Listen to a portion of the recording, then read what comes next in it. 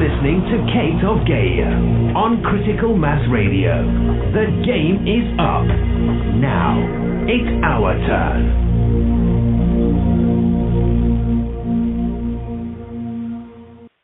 Hey, and welcome to Outside the Box here on criticalmassradio.co.uk, coming at you live on Crucifixion Eve. You gotta love when this happens. Anyway. Oh, I thought I had Ninja on the call, but I guess you must have dropped out. Anyway, let me see. Where did I want to go? Well, I kind of wanted to say hi to Ninja first, and Moth. I've not sure if Moth can make it today, but anyway, it's been a rather interesting week since we last chatted here at the main table, Critical Mass Radio. For those that are unaware, I platform the sister station of Critical Mass Radio on the Blog Talk platform as well, and just wanted to do a little congratulations there to Paul and his becoming a dad. I'm putting some beautiful energy out for you today, Paul. It's a joyous thing to have a daughter, I assure you. Just want you to know it's all good. In my lateral timeline, it's perfect. So I hope you enjoy the gift. That is the game, after all, changing one's intentions to shift sideways instead of trying to stay in this literal, linear, Saturnian Chronos time trap. These are the time bandits, and the linear time is what keeps you thinking that future and past exist. As soon as you start going sideways on this game, as far as realizing that time travel's lateral, not linear, because there is no time. Now exists now, and the only thing we can do is shift our pendulums across our own sine wave. And I wish I had Santo here right now to explain that a bit further, but I'll just leave it at that. So one hell of a week. Let me see. And we do have Ninja. Ninja, how are you? Hi, Kate. Hi, everybody. A little bit of Skype fun, huh? Oh, what a nightmare. It's a bit stormy around here, and it's affecting my already dreadful connections. So there you are. But anyway, I'm here, and if I do drop in and out, that'll be the reason. Right on. Well, we got a great signal with you right now, so I was wondering maybe if you could read that little piece you just wrote and post it. I'd love it. Oh, yeah, before. Yeah, let's before Skype chucks me out. Well, it won't actually, but I just want to, let's get that energy out there, and then we're going to get deep into the anagogics of the allegories, where hopefully I can explain a few things to break these contracts that we all have intended to be in and consented to. You just got to get the concept. You don't need to do anything physical. I'm not sure at what point, as God, you ever did anything physical. We'll leave it at that. So go ahead, Ninja.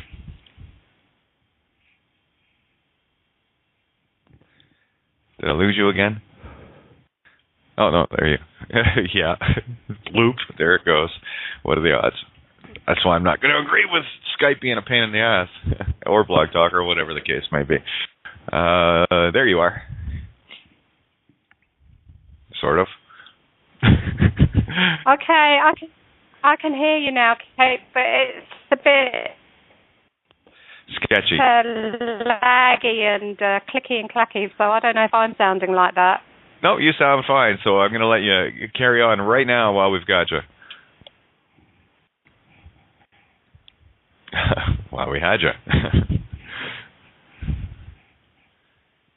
Okay. That's not working.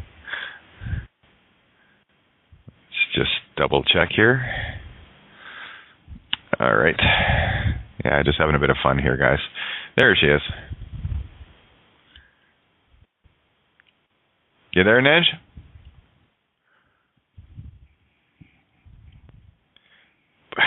Not hearing you if you're talking.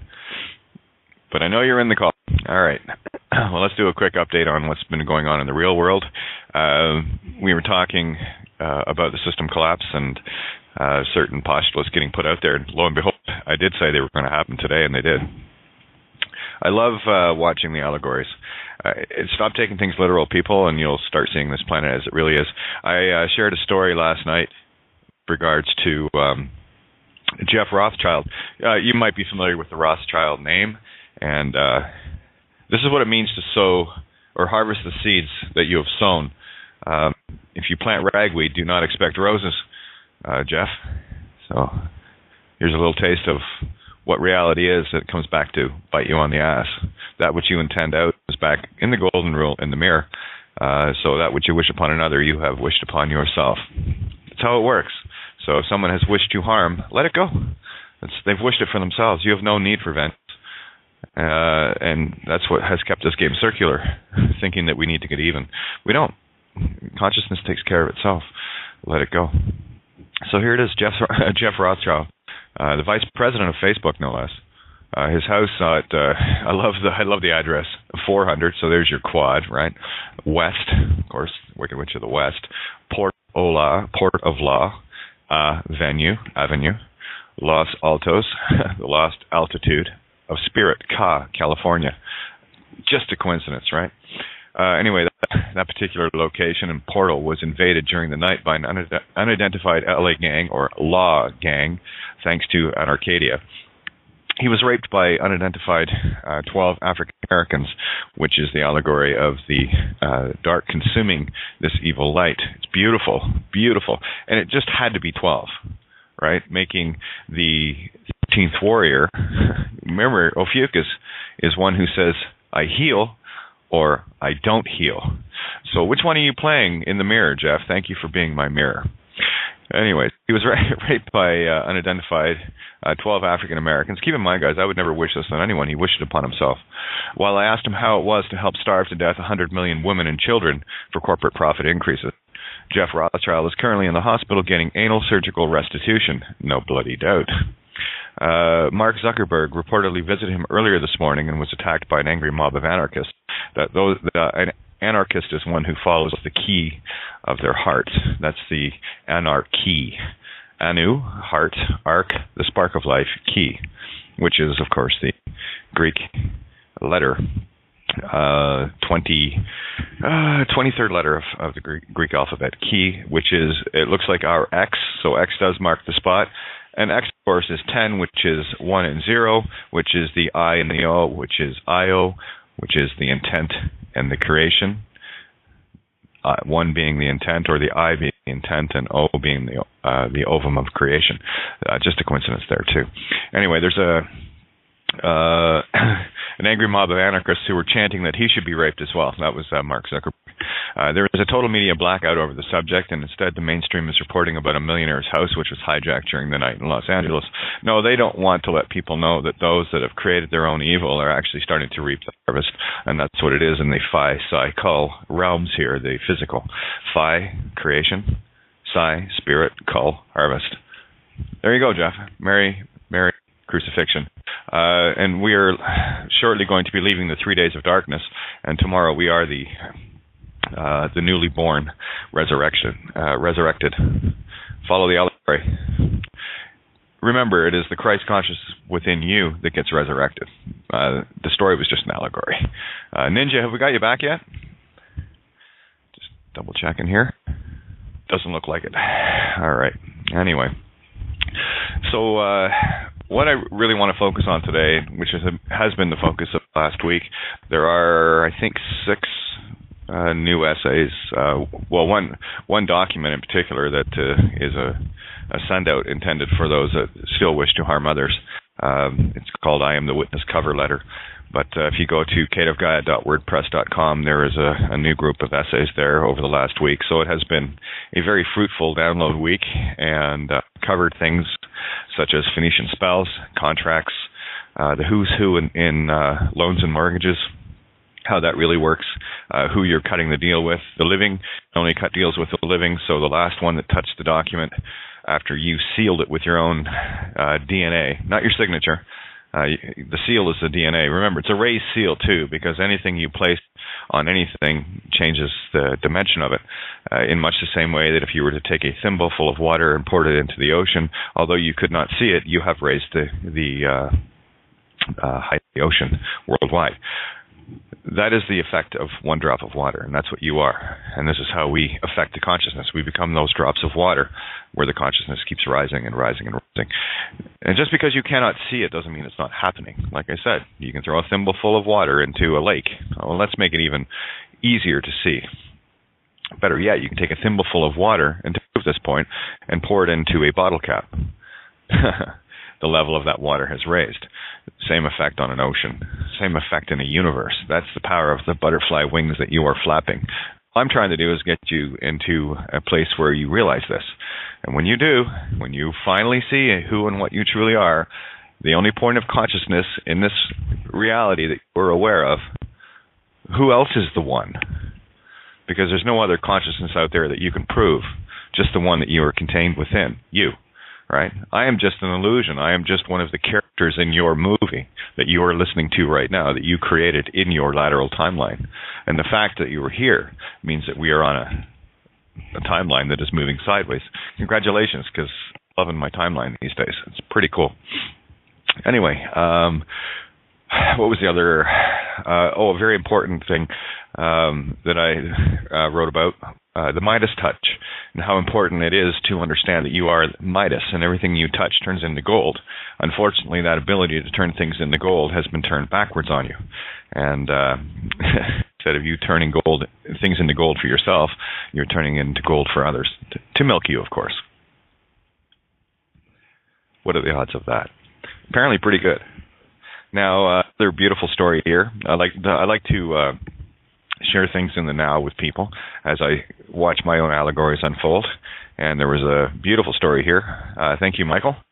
Burglar finds kiddie porn while robbing a house. Calls the cops on a soccer coach. Well, that ties in for me as well because of the bailiff that tried to serve me that I have video. Still have to get it uploaded. I've got it on my computer finally. But anyway, who was the assistant soccer coach for my daughter's team. So this is why I look for things that actually matter for me, right?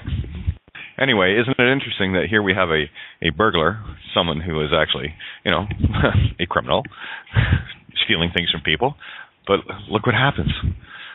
Criminals turn themselves in. The worst crime. Here's one crime leading to the exposure of another, and that's exactly what we're doing here. We're exposing crimes at a level that we haven't in a very long time. So look at the allegory. It's a very, very simple thing. The criminals are turning on the criminals now. So evil is destroying itself. That's the allegory. That's how I look at things. So there you go. And just going to double check to see if we got Ninja back in here yet. And one sec, guys. I'll tell you what, I'm going to spin a tune and see if I can converse with Ninja here. Mike, I'll get your mic open here. But I'm going to spin a tune because, gosh darn, I feel like it. I'm going to get nicely centered here. And what am I going to play?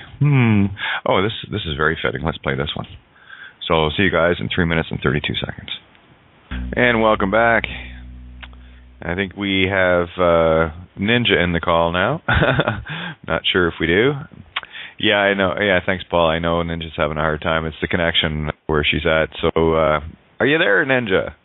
Hello? Hello?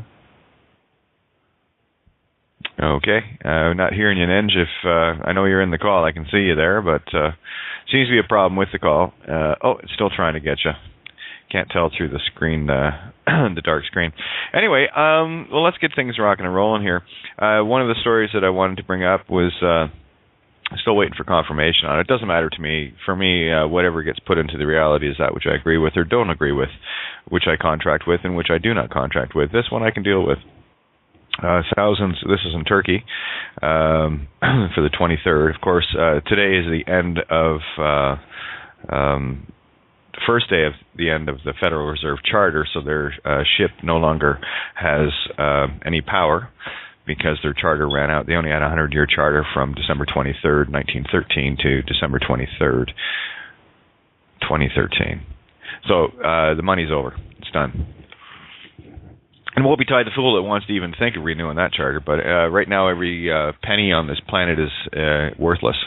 For those that don't understand, if the charter has no power, if the bank has no power of issue, and the fact that all money is to the U.S. dollar, it means that every penny, every pence, every drachma, every shekel around this planet is worthless.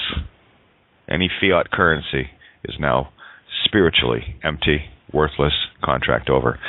Ninja, are you there? Okay. Not seeing her. But here it is. This happened yesterday. In Turkey, thousands marched towards Taksim Square in solidarity with arrested lawyers. Riot police are blocking the access. Yeah, that's what happens, boys and girls. And this is what you're going to start seeing around the planet. You're going to start seeing these criminals like soccer coaches that like kiddie porn getting reported on by burglars. That isn't that funny how fate works that way, right? Lawyers getting arrested. There was another story regarding government officials. Let me just scroll down to that. Yeah, Jeff Rothschild. I mean, these are just the beginnings, boys and girls. This game, as more and more people see in real time what is going on, this is the stuff that wakes them up. You know, the ones that are stuck in the literal nonsense, still going out for their last-minute Christmas shopping to worship Satan, the energy they're in, thinking they're celebrating a birth when they're actually celebrating their own crucifixion and pouring their energy there. That's why I'm wishing everyone right now a Merry Crucifixion, which happened on the solstice. And, of course, we've been in the Mayan 3 days of darkness while the sun stays at the same point on the horizon. And tomorrow the sun is born again as it moves its way eastward. Isn't that funny? And everyone thought it was a real story. Can't imagine. I did it one time, but boy, what a difference. And there's people like Santa Baracci and Bill Donahue and others that have really brought things to the table for me where I'm a truth cherry picker. That's why I like people like Savon Bomer, Tobias Lars, Mark Passio, Matt Presti, Robert Otte, Santa Bonacci, Bill Donahue. The list goes on and on there, guys. It's not a very long list anymore, but I'll tell you, the ones that really make the difference with me are the ones that I like to mention all the time. Why? Because I need their energy out there too, so that people can get the same benefits from the same gifts. And hopefully what I do to help pull it all together is valuable for others too. Hey, it works for me. I just wanted to find this. Here we go. Arrest shock Turkey's political elite. A corruption probe in Turkey sends shockwaves through the government as more than 50 people have been detained. Isn't that fun? Gotta love that. So anyway, still waiting for Ninja to try. Okay, I'll pull Ninja in one more time to see if we can get her. As soon as my Skype starts responding. Yeah. Yeah, it's a good poem. That's why, I guess I would call it a poem. Yeah, let's see if we can get Ninja in here. And I know I've got Mike on the board as well, so I've got your mic open already, Mike. If you feel like jumping in at any time, let's have this wide open and see where we can take this row, row, row your boat. All right. Checking. All right. I think we have you, Ninja. Or maybe not. You're saying you can hear music? Well, I did put one song on. It's not playing now. So Ninja, if you're there, shout out. I can see you on the board here or in the call with me.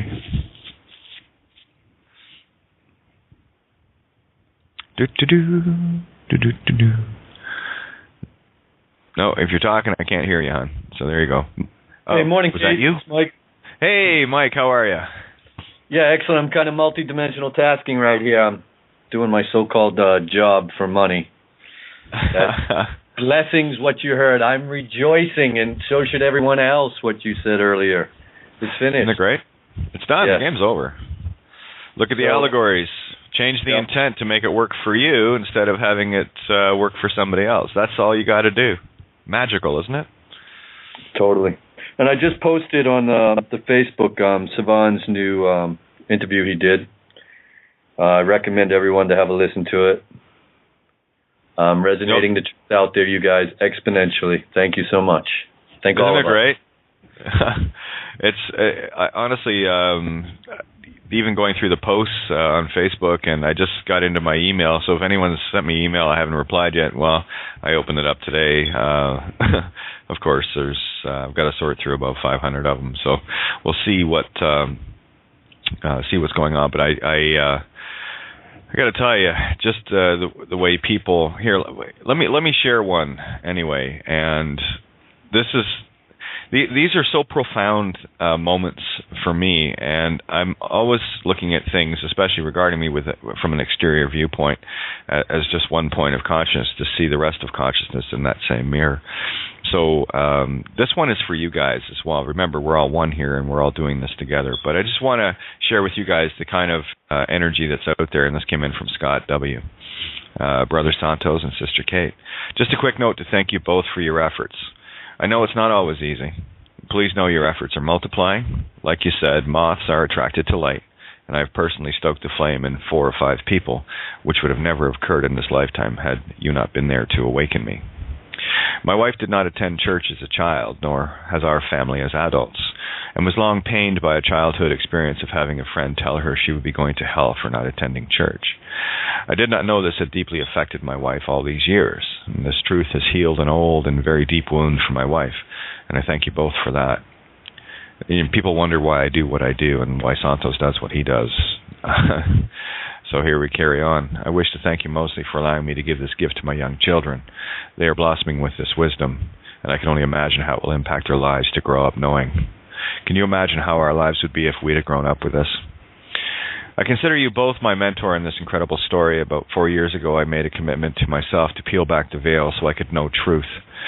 I didn't know how or why, but I was determined to make it happen.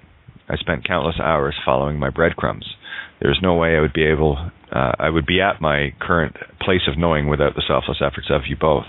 Santos, you woke me up and showed me the way, and Kate, you took me to another dimension altogether. I continue to be simply stunned by the truth you both impart daily. May you and your loved ones be filled with light and love during this holiday season. Thank you, Scott. Mirror, mirror. You know, that's I got to tell you. For anyone, and this applies to me as well. If anyone ever wonders what keeps me motivated and what keeps me going, it's things like this. To know that we're all collectively making the difference together. This is our effort. Remember, this is a shared table. We share it every day, and everyone at this table, it's your table. Everyone is equal, and I am absolutely. What's the word I would use for this? Ruthless when it comes to making sure that you know it's your table and that we all sit at it equally, eye to eye, at the same level, where no pedestals will ever exist or will ever be allowed. That's how we got knocked in the first place, by thinking that there was a pedestal of some kind or another, but there isn't. So anyway, I just wanted to share that. That was got to in my email. And Ninja, do we have you back? You do, yes. Tentatively, but determined. Oh, very clear. That was beautiful. Very nice to receive that kind of thing. We do get such lovely comments on the site as well, and it's always heartening to read them. And it's always heartening. I will give another shout-out to my dear friend Wayne Sweeney on Facebook, who is such a sweetheart and sends such beautiful greetings every day to all of us. And thank you, Wayne, for that. Absolutely. It really makes a difference. It really makes a difference in a world where a lot of times we're facing really, really challenging issues. Yeah. Agreed, and I see them every day, Wayne, and you are such a sweetie. Thank you so much. Morning and night. There's a wake up, good morning, and there's a good night from Wayne every single day. And don't think I don't notice, I do. I don't always get the time to or the chance to comment, but know that I do see them every day. So that's all it takes. Yeah, that's it, yeah. Okay, have you got your thing handy here, Ninja, so people can hear it? I have, and it's not very long, so I'm going to whiz through it real quick. It has been posted around Facebook, and it is on the site, so if anybody wants to read it along or any other time, they can find it. It's called, What on Earth is That Smell? And I wrote this yesterday. What is that smell? The rotting flesh of this dead by consent system. Oh, it reeks. This maggoty meat, fit only to feed to packs of wild dogs. I am witness to humanity wailing at the unjust justice system, whose puppet-stringed players serve ritual deceit. What stench is this? The sickening odor that is slavery. Oh, it's evil, this ancient cesspit, neck-deep, putrid, thick as quicksand. I am witness to that cadaver named legal, upon which feed eager flocks of carrion crows, all black-robed and beak-nosed. What is that stink? The halitosis of the fork-tongued liars. Oh, it's garbage, this heap of guilt-stained paper enslaving with spells and malintent. I am witness to the myriad crimes of so-called humans who hide behind their corporate bodies and glued-on paper faces. What on earth is that smell? The odor of mass treason is foul. Oh, dealers in misery, the destruction left in your wake is well measured and well known. You deceivers can no longer mask your stink. You abusers can no longer disguise your stench. You liars can no longer deny. You reek. So, be gone, be gone, be gone. There we are. Perfect. Yeah, I loved the 3 times the charm, be gone, be gone, be gone. Exactly so. That was the intent behind it for sure. And it's already working. I've heard something today that confirms that for me. I won't say what it is, but there we are. Oh, yeah. Well, I mean, when you have, look at the turkey, it has to be, well, I see turnkey, right? Or true key. So it's lexicograms, phonics, it's all there. You just got to break the rules of everything you were ever programmed with, and then you'll start seeing what's really going on, which is pretty cool, you know? Yeah, exactly. That pretty much sums it up, and the proofs are coming in fast and furious. You know, the ego, it needs proofs, and it needs this, and it needs that. Me, I just kind of put it out there and know that it's going to be shown. And you see, here's the thing about intent. Intent is how you interpret things as well. If you were stuck in a literal sense and you're only seeing things from the literal headlines and literal stories, then you will stay in the literal mindset, still thinking that somehow this is all reality. But it's not. And we have come a long way in uncovering that and showing people what reality is. The only reality there is you. The only intent there is you. The only responsibility to change this universe is you. And we have to change the things within us. And just another little thought for people to ponder. You know, people will talk about being harmed by others, you know, the external blame thing and what have you.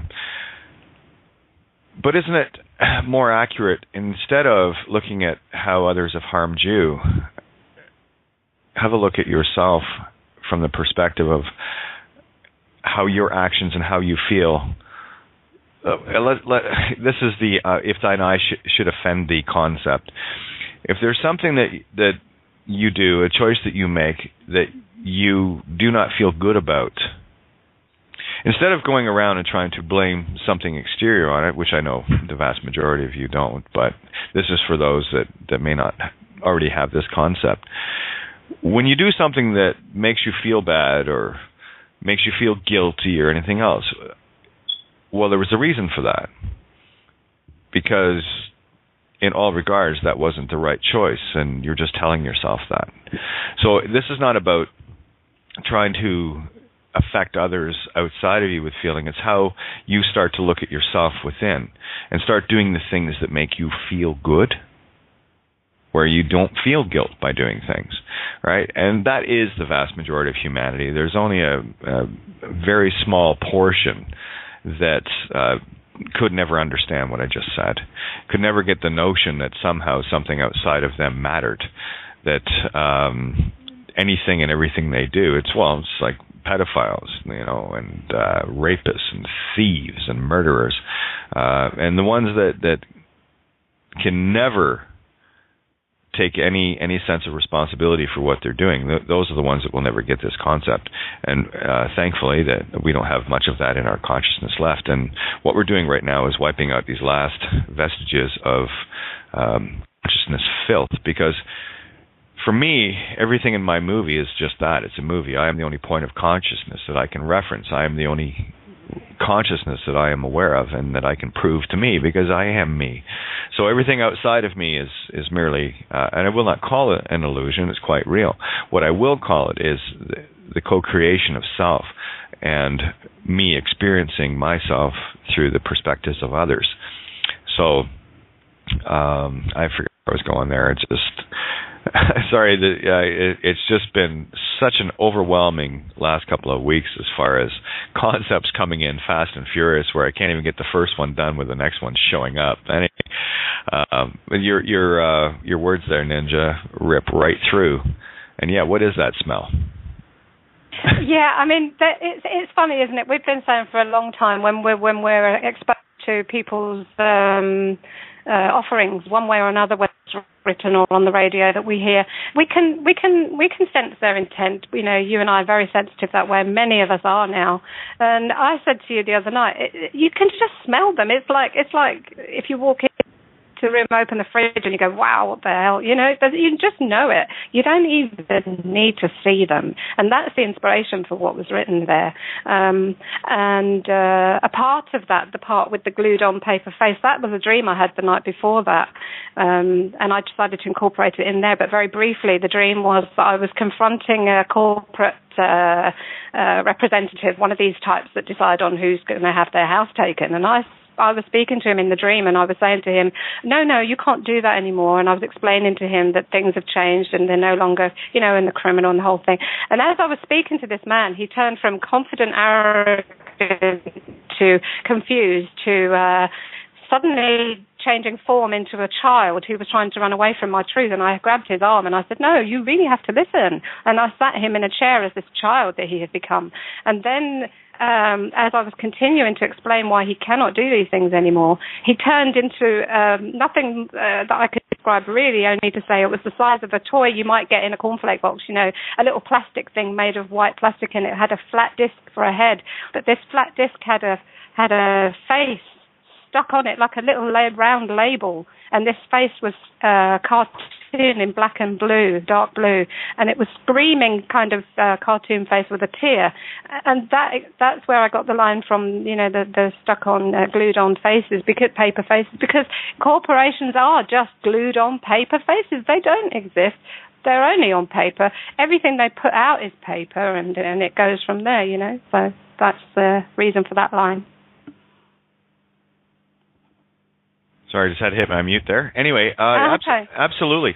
Here's some fulfill that stench concept, right?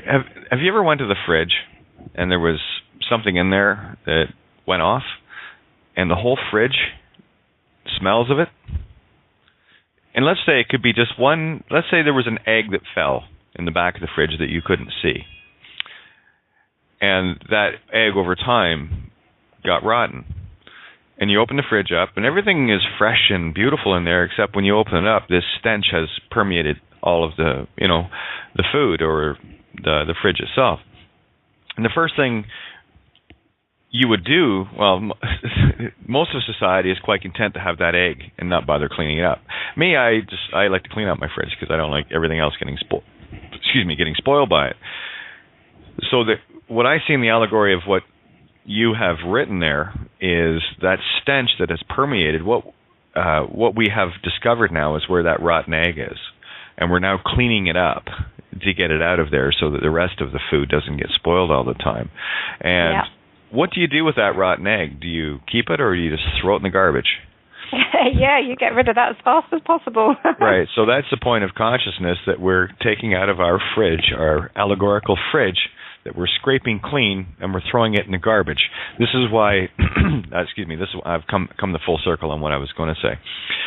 This is why everything in my movie, if there is a role that is being played that I no longer wish to have in it, I see that not as getting emotionally attached as physical human being. No, that's the trap. I see that as a point of consciousness that I just need to obliterate from my mind. It is just a point of consciousness, just as I am a point of consciousness in your movie. What we choose to have in our movie are the points of consciousness that are gathering together. And this is, you know, if I'm in your movie, it's because you want me there, and you're in my movie because I want you there. And those that I don't want in there anymore, those extras don't get hired, if you will. So that for me is getting rid of the stench, and that's all I see. Anyone that is empty, soulless, nasty part of my consciousness, I'll take full responsibility. It's my consciousness to purge that. And what I've also been doing is looking at the things that have made me feel bad, to take responsibility in those things as to what role I played in the creation of that effect. Because when you are cause, you are also effect at the same time. We are always at effect to our own cause. That's the golden rule. That which you wish upon others, or that which you cause upon others, you are equally causing it upon yourself. That is your consent, right? So this is a pendulum game, and this pendulum is swinging back over again. Hopefully that's pretty clear. Now, I did want to touch on a few other concepts, but get your thoughts in on that, Ninj. Yeah, absolutely. I mean, that's it, isn't it? It's a case of, you open the door to a house that stinks. You identify the smell. It's mold, or it's bad meat in the fridge, or whatever, and you get to digging it out and cleaning it out. That's most people are going to do that. Of course they are, especially now the consciousness is there. We're ready for the cleanup. We're having the cleanup. And in actual fact, I did pull a card for the show, as I usually do. And today's card is the 10 of Cups. Well, anybody who knows the tarot knows that that's a nice one. And then the Arthurian deck, that one is called Corbenic. I'm not sure if there's a different way to say that. No, Corbenic. And it represents, just quickly, okay, I got it right, okay. It represents home and happiness, completion, contentment and blessings, a comfortable and secure domestic life, a peaceful, warm existence, achieving emotional fulfillment, lasting success, the successful completion of a long-term goal, mounting self-esteem, and gaining the respect of one's community, virtue and honor. And so here we are. I mean, all these things go with, the progress we're making, clearly. And that's it too. I mean, this is a team effort, and that's why I always remind every point of my consciousness out there as my reflection that we do this together. We have to gather our thoughts, if you will. This is the gathering of angels, and I've long called this place the kindergarten for angels, or God school, if you will. It's also the only place that we can be at complete effect to our own creation, as far as I can tell, where creation herself is put at effect to its external creation of the intent. I was reading something regarding the two principles of Kabbalism, and I thought it was rather interesting that well, here, let me see if I can find the post, because I looked at it and thought, no, it still didn't resonate with me. It was Kabbalistic. So let me just share the principle, and then I'll give you what I thought of it.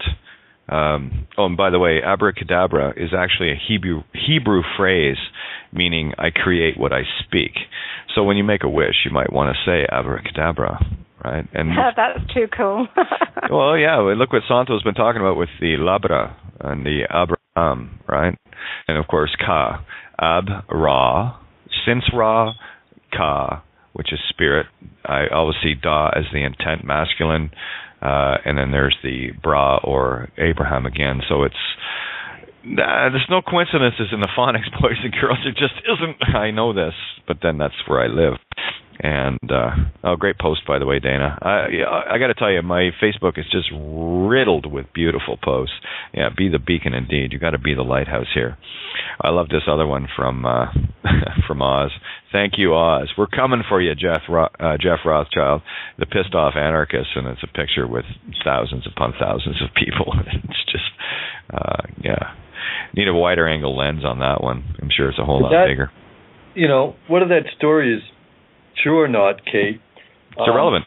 It's irrelevant. But didn't Santos put a post up about this guy and about him being the VP of Facebook before that happened or something? No, I was talking about that last night. It came across my Facebook yesterday. It was actually a post. Let me see. I can scroll down and find it. The original post. And Santo asked me, I guess through the night. Of course, he's in bed right now. If I would post a link so he could share it. So I'm not sure if he actually got to sharing it yet or not. But yeah, and you make a great point there, Mike. For me, I don't care if it's real or not. I only see it as it pertains to my own allegory, and does it have meaning in my game plan? And you're damn right it does. So for me, whether it's real or illusion doesn't matter in terms of the physical. If it happened or not, it is the concept I'm looking at and how it relates to me. I don't know if I make that very clear, but it's only as it pertains or matters to me. Whether it happened or not is irrelevant. It's what I make with it. So it's a mirror effect. You know what's beautiful? I want to share the comments. Oh, sorry, okay. Michael. No, go on, Ninja. I just want to briefly, while we're on that topic, because I just saw the post myself earlier, I just want to share my comment. It's very tongue-in-cheek, but you know me. My response to that was, well, obviously it appears to be raping what you sown, and I'm guessing that those corporate types are going to be looking for some metal knickers that reach to their ankles and up to their necks. Yeah, giving a whole new meaning to chastity belt. There's going to be a few of them wearing it and keeping themselves guarded. Yes, indeed. Yeah. So, go ahead, Mike. What were you going to say there? Rear guard action. Well, we you know, like attracts like. And so in this way, these guys better wake up because they're going to get what they sow. Yeah, well, there's going to be a whole lot more new rear admirals in their fleet, if you know what I'm saying. Yeah, there you go. Hey, I heard Savon break down drama as Dragon Mother. And I hadn't heard that one before. That works. Drama's done. Well, yeah. Look at the money, drachma, Draco's mother, right? So the dragon, the money is again. You have the white dragon and the black dragon. You always have good and evil coalescing with each other, right? And they come together, but they never touch, right? So there is the good aspect of the dragon and the evil aspect. It's not a coincidence that drachma or dragon, there's that dragon mother thing again, because the C can be replaced with a G and a K and an S and an F, right? So, yeah, beautiful point, Mike. Yeah, so that's what happens with me as well. As soon as somebody says something, I wait to see what downloads in resonance in sound, and the first thing that hit me was drachma, money. So there's your evil whore dragon again, right? And City of London, I think they have a few dragons kicking around there, don't they? As far as I can remember. Gargoyles and shit. That's the logo, isn't it? Yeah. Yes. That cross between a lion and a something, or I don't know what it is. It's like a griffin. That's it, something like that. So I was listening to another show, and they were talking about the Ukraine, and about, look, it's the freezing winter there. Millions of people, close to millions, are in the city centers, dancing in the street, dancing naked in the fountains. They're bringing wood in from the countryside to, make big fires. You're not going to hear this on the mainstream news. And the connection here is the importance of Ukraine to the Russian system. And as they were saying, it's finished. It's all interconnected, whether which part of the world you want to look at. Time is over. Yeah, and what do we do with the crane? We lift things, right? So that is the Ukraine. So this is the outdoor, Okay. U being the universal symbol for electricity, didn't you say a few times? Yeah, maybe once or twice. And there's the UK rain. Just saying. Don't stop with one layer. Peel that onion right to the core. Let's have a look and see what we're really playing with. We used to always say, mutate to survive, because we knew we were getting poisoned in many ways, and some people are going to be hurt by it, and others of us are going to be strengthened by it. And so, we had Chernobyl. We've had Fukushima, and trying to, kill people, literally, really. And makes us stronger. It's biting them in the ass. Yeah, and I love taking things like, especially fluoridated water. You've got all these people against fluoridated water. Docilates you and it calcifies your pineal. Okay, well, let me show you how I see the good in that. Do you think there might be a lot of angry people out there that just need to calm down and sit down and meditate and be at peace? Oh, yeah, I would see a few of those. And, of course, we want our pineal calcified. It needs to be turned into the stone, right? You cannot build your house upon the sand, and the pineal, without being calcified, is just like a sandy texture. Beautiful. Bill Donahue had covered this. Of course, it was a recent one that I just viewed again. Of course, everything is now, so I pay attention in the now. And it was interesting that when he was talking about the pineal needs to be the stone, and I go back to the other aspect that he talked about in other videos about Moses striking the stone with a staff for the waters of truth to come forth. You cannot build your house upon the sand. You must build it upon the rock. And you've heard Santo talk about the rock of Peter, the Jupiter, etc. And this is what we're doing. So I looked at the word calcify, and I thought, oh, how did I miss this? Ka, El, Psi, Phi. Ka, spirit, El, the intention, creation thereof, Psi, spirit again, Phi, which is sacred geometric creation, 1.618, the golden mean. So, yeah, of course it needs to be calcified. Makes total sense. And the thing is, Kate, it's really all about your intent in yourself to be affected, take advantage of opportunities, or to be a victim, and all these options that we choose every day. And every time something is revealed and uncovered, like this one now, it turns the mind again into the choice mode. Do I choose to be the victim of fluoridated water and the horrors that we imagine that is, or do I choose to take the other option? Oh, that's helping me to build my house on the stone. Okay, well, I don't want very much fluoride into my system, but at least I can choose not to be harmed by it or anything else. Oh, exactly. And that's the thing. If you're looking at something as good or evil, you are polarized. You are separated, divided, and conquered. Only when you can look at something you deem to be evil and see how it is good as well and equally powerful, that's when you get into the singularity state of mind. It's the only thing that will keep us bickering and arguing, of course that's ego, is being polarized on one position or another, which is why they set up things like Democrats and Republicans, liberals and conservatives, Christians and Muslims, and all of this stuff. These are all perfect divide and conquer concepts, and a house divided against itself cannot stand. So if you want to look at fluoride, and I can talk about chemtrails, black trails, right? I saw it as a beautiful clue as to what was going on. It was also a key as far as the phonics was concerned. And I like going back to a few of the Egyptian words that we have in our language. Unbeknownst, Chem, by the way, is black. Most people don't know that. Just like Nun is the goddess of destruction. So you see what I'm saying? Ka is Egyptian for spirit. And Re is the proper pronunciation of Ra, right? It was actually spelled R-E, not R-A, right? And, of course, E and A are yin and yang in the mirror.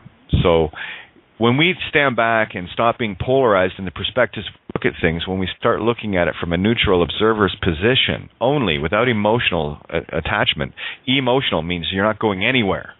Attachment, so you're holding onto the ropes. Your strings are binding you. So when we can stop looking at things from a good or bad perspective, a white or black, when you can actually start to see things in the singularity and dare yourself to see the good in all evil, because there is good in all evil and evil in all good. In as much as you think you're helping someone by doing something, let's say, let's go real extreme on this, feeding the homeless. You're going out of your way for people that are not willing to do anything for themselves. If you are going out to give that individual a fish, you are stealing from them their ability to learn how to fish for themselves. So how is that good? And are you perpetuating the problem by creating a welfare mind? And that's exactly what it is. Well, geez, Kate, you sound awful cruel. And I said, well, what's cruel about that? Because if that individual doesn't have the wherewithal to feed themselves, or at least have the effort to do so, if no one showed up, they would starve to death. So best teach them how to fish, no? And that's it. And sometimes the truths that we have to uncover and become part of, to be aware of, they're not comfortable. It's like putting on a pair of freshly shat-in underwear. No, that doesn't feel good. But eventually it dries off and it isn't sticky and tacky any longer, where you can shake the shit out of your drawers and get on with your life. I'm done with the victim mentalities. Been there, done that, cried a river, all the rest of it. Yeah, I can look in my own mirror and go, yeah, okay, I growed up from that. And that's all we're doing here, is we're teaching people how to grow up. And I'm certainly not gentle about it. I've had a few comments from people regarding the fire that we've been on lately. And absolutely, we're getting your attention, and I know that because the stats, if I'm to look at the stats alone, in terms of people tuning in and listening, the phone board is filled every night now to capacity before we roll over into the recording. And that tells me a lot. That tells me a whole lot. I remember the days where I was happy to get one or two people calling in. Oh, this is great. I've got a caller, you know. And now it's like, I'm stressed out because I want to make sure everybody gets in that puts their hand up, you know. And that's not always easy. So do what I can, right? But it's just an indication of the consciousness. I remember when I first joined you, a little bit more regularly, and we were getting sort of 12 or 13 callers a night, and it was like, okay, 15, wow, yeah. It's not that long ago. It's really gone through the roof. It's wonderful. Well, yeah, I mean, 2 months ago, we were running 15,000 people tuning in every night. And I look at this as a consciousness gauge, not as a, ooh, look what I can do. Fuck that. I'm not interested in that shit. What I'm looking at is, I want to see this consciousness awaken. So it's, 2 months ago, it was 12 to 15,000 average. And we're running right now well over 30,000. So we're dealing with tripling, and I got to say, we've had a few nights, and I know Blog Talk messes with the numbers because that's the thing about truth. There is still that element of control there that doesn't want us to get the truth out, aka the plethora of shills that showed up on Solstice to try to derail. But I love that stuff because all it does is confirm that we're hitting the nail on the head. Yeah, we've been hitting it in around the 60,000 mark quite a few times this week. So I know the averages are climbing. People are awakening, and if just the texts and posts that I'm getting are any indication at all, yeah, we've already hit the critical mass. We are so there. Yeah, no words. Anybody? Jump in? Yeah, it's a wonderful time to be alive. It's a wonderful time. It's a wonderful time to be awake. I don't know if you can hear me, Kate. I'm just saying it's a wonderful time to be alive and to be awake and to be aware and to be sharing every experience. I mean, this is just monumental. And sometimes it's hard to realize that because you still do it day to day, your laundry and your whatnot, and suddenly it hits you, oh my God, what am I doing every day that's changing this world? Just being here is changing the world. It's wonderful, wonderful. Well, that's what happens when you change your mind. You change your universe. Literally. You see, once you get the allegory and you start seeing things only as they apply to you and your yellow brick road, where the headline that you may read in the literal sense has this illusion within the movie, but when you read it as it applies to only you and your path, then you'll see what's going on. And you won't see it before that. When you start looking at things, or stop looking at things as if they're, fear porn or whatever, some headline, as being a literal thing. It's just so hard to explain, but I know a lot of people get this. As soon as you see only as it applies to your yellow brick road and the things that you are choosing and intending, then you see the resonance, and you can agree with your own intentions, yes? So there you go. My wish is for all those that have wished for things that maybe I necessarily didn't wish for, I grant them all their wishes, and tomorrow they all come true. That's okay. That works for me. Every wish that has been wished up to this point, for those that have wished good and evil against others, may all your dreams come true. May all your dreams come true. May all your dreams come true. Abracadabra. I'll second that. Yeah, that motion, the mote ion, we don't shun the motes anymore. We create them. Now you understand. And if Michael cared to third that live on air, then we've got the Trinity. Definitely. There we go. Guys, if I'm coming in and out, I was telling you, I'm doing that other thing. I don't even want to give it a name. So I got That's 2 ears. Okay. It's okay, Mike. Hey, so I'm just glad. Again, I remember one time I was in this classroom, place that I think is evil. Schools. Sometimes I go in there, but it was the thing is, back to what you were saying. You rob people of their chance to learn if you always give it to them. Like you were saying, I can give a guy I can feed the homeless, but literally you're robbing them to stand on their own, robbing them to connect to their own inner power and stand. So, totally resonating with me there, Kate. What you said, it's really important. And about the pineal gland, you've brought it full circle. I mean, I've heard different stuff, all different things, and you really brought it full circle and hit it home. And when that pineal gland cracks open, it's kind of like we needed a shell over it. Somebody I really like, George Kavasilis, really resonates with me a lot of what he says, and he talks about it being an implant. Whether this is true or not, well, we can talk about the design of the human body and about, hey, it's designed, and that all of it is like that. And so I see what he's getting at. Even with the chakra system, it's a system we are transcending. So we're transcending even the pineal gland and whatever all this so-called physical structure is. And so it's just so beautiful how you share that. And I know I was going to add something else to that, but it's wonderful how you express that, Kate. It's bringing the concepts forward. When people see the concepts, you lose the physical attachments to it. You see it only as a concept. Yeah, the pineal gland, people can talk about opening this and that and the other. For me, it's just merely a concept of opening to a higher self. That's all it is. It's pure thought. And as I was saying last night, the power of thought is and the inception of a thought is the most powerful thing in the universe, because that's what the universe is built on, thought. So I'm going to be using this over the next few days just to drive this home, I think. I'll show you the power of thought. It's very simple, because right now I can make you think of a kangaroo, because I just did. That's the power of thought. So when you understand what you say, how you're saying it, what you are conveying, these are the seeds that you are sowing into your reality. So now you might get an idea as to why the game is to get that polarized position where you can see, have a look at your own life. And I challenge every one of you to look at every good thing you did as evil and every evil thing you did as good. Neutralize it.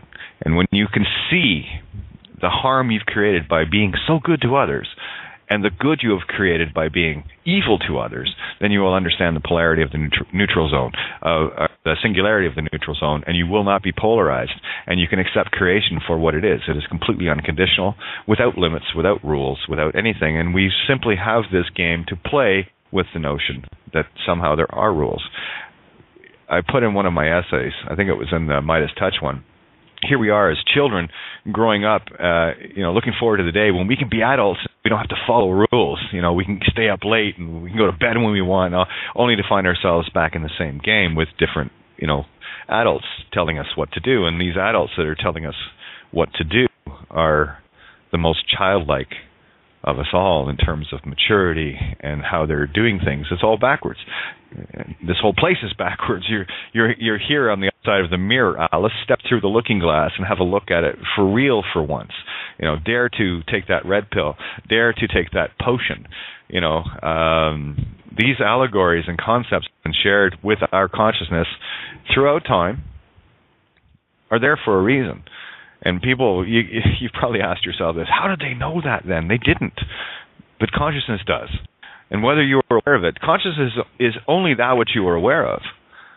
I can look at things now and think back 10 years ago where they would have an entirely different meaning. I was like slamming with the Whore of Babylon, just, doing all the things that we thought were normal and real. And now we look at it and go, what was I thinking? But see here, now we have the contrast. And you will never see black until you know white. You will never understand what the gray area is, or making the grade, until you've visited both. We are all fundamentally capable of great things, and we are also fundamentally capable of extreme evil things. It's what we do with our intention and how we perceive our reality and what we want to create around us to experience it. And when we change our minds, we shift the timeline sideways. You got to get out of the linear. When you start seeing things sideways as a sine wave, the pendulum, you're swinging your own pendulum. You are bringing your own pendulum home. No one else is going to do it for you because, sorry guys, you are the only point of consciousness you are aware of. I am just, again, a character in your movie. And what you do with the characters that you create, I'm your co-creation just as you are mine. What you do with that co-creation in your reality is the lesson that you are seeking for yourself, just as I am seeking them for myself. We are one, just different perspectives of self. We're all looking at the same orange, just from a slightly different angel. So, Kate, I was checking out some of Bill Donohue's work today, and for the Eastern Hemisphere, Merry Crucifixion already, Merry Krishna Fiction, or Merry Zeusifixion. And he was talking about how the Immaculate Conception, whether it was Krishna or with his father trying to kill him, and down the line, all these same stories.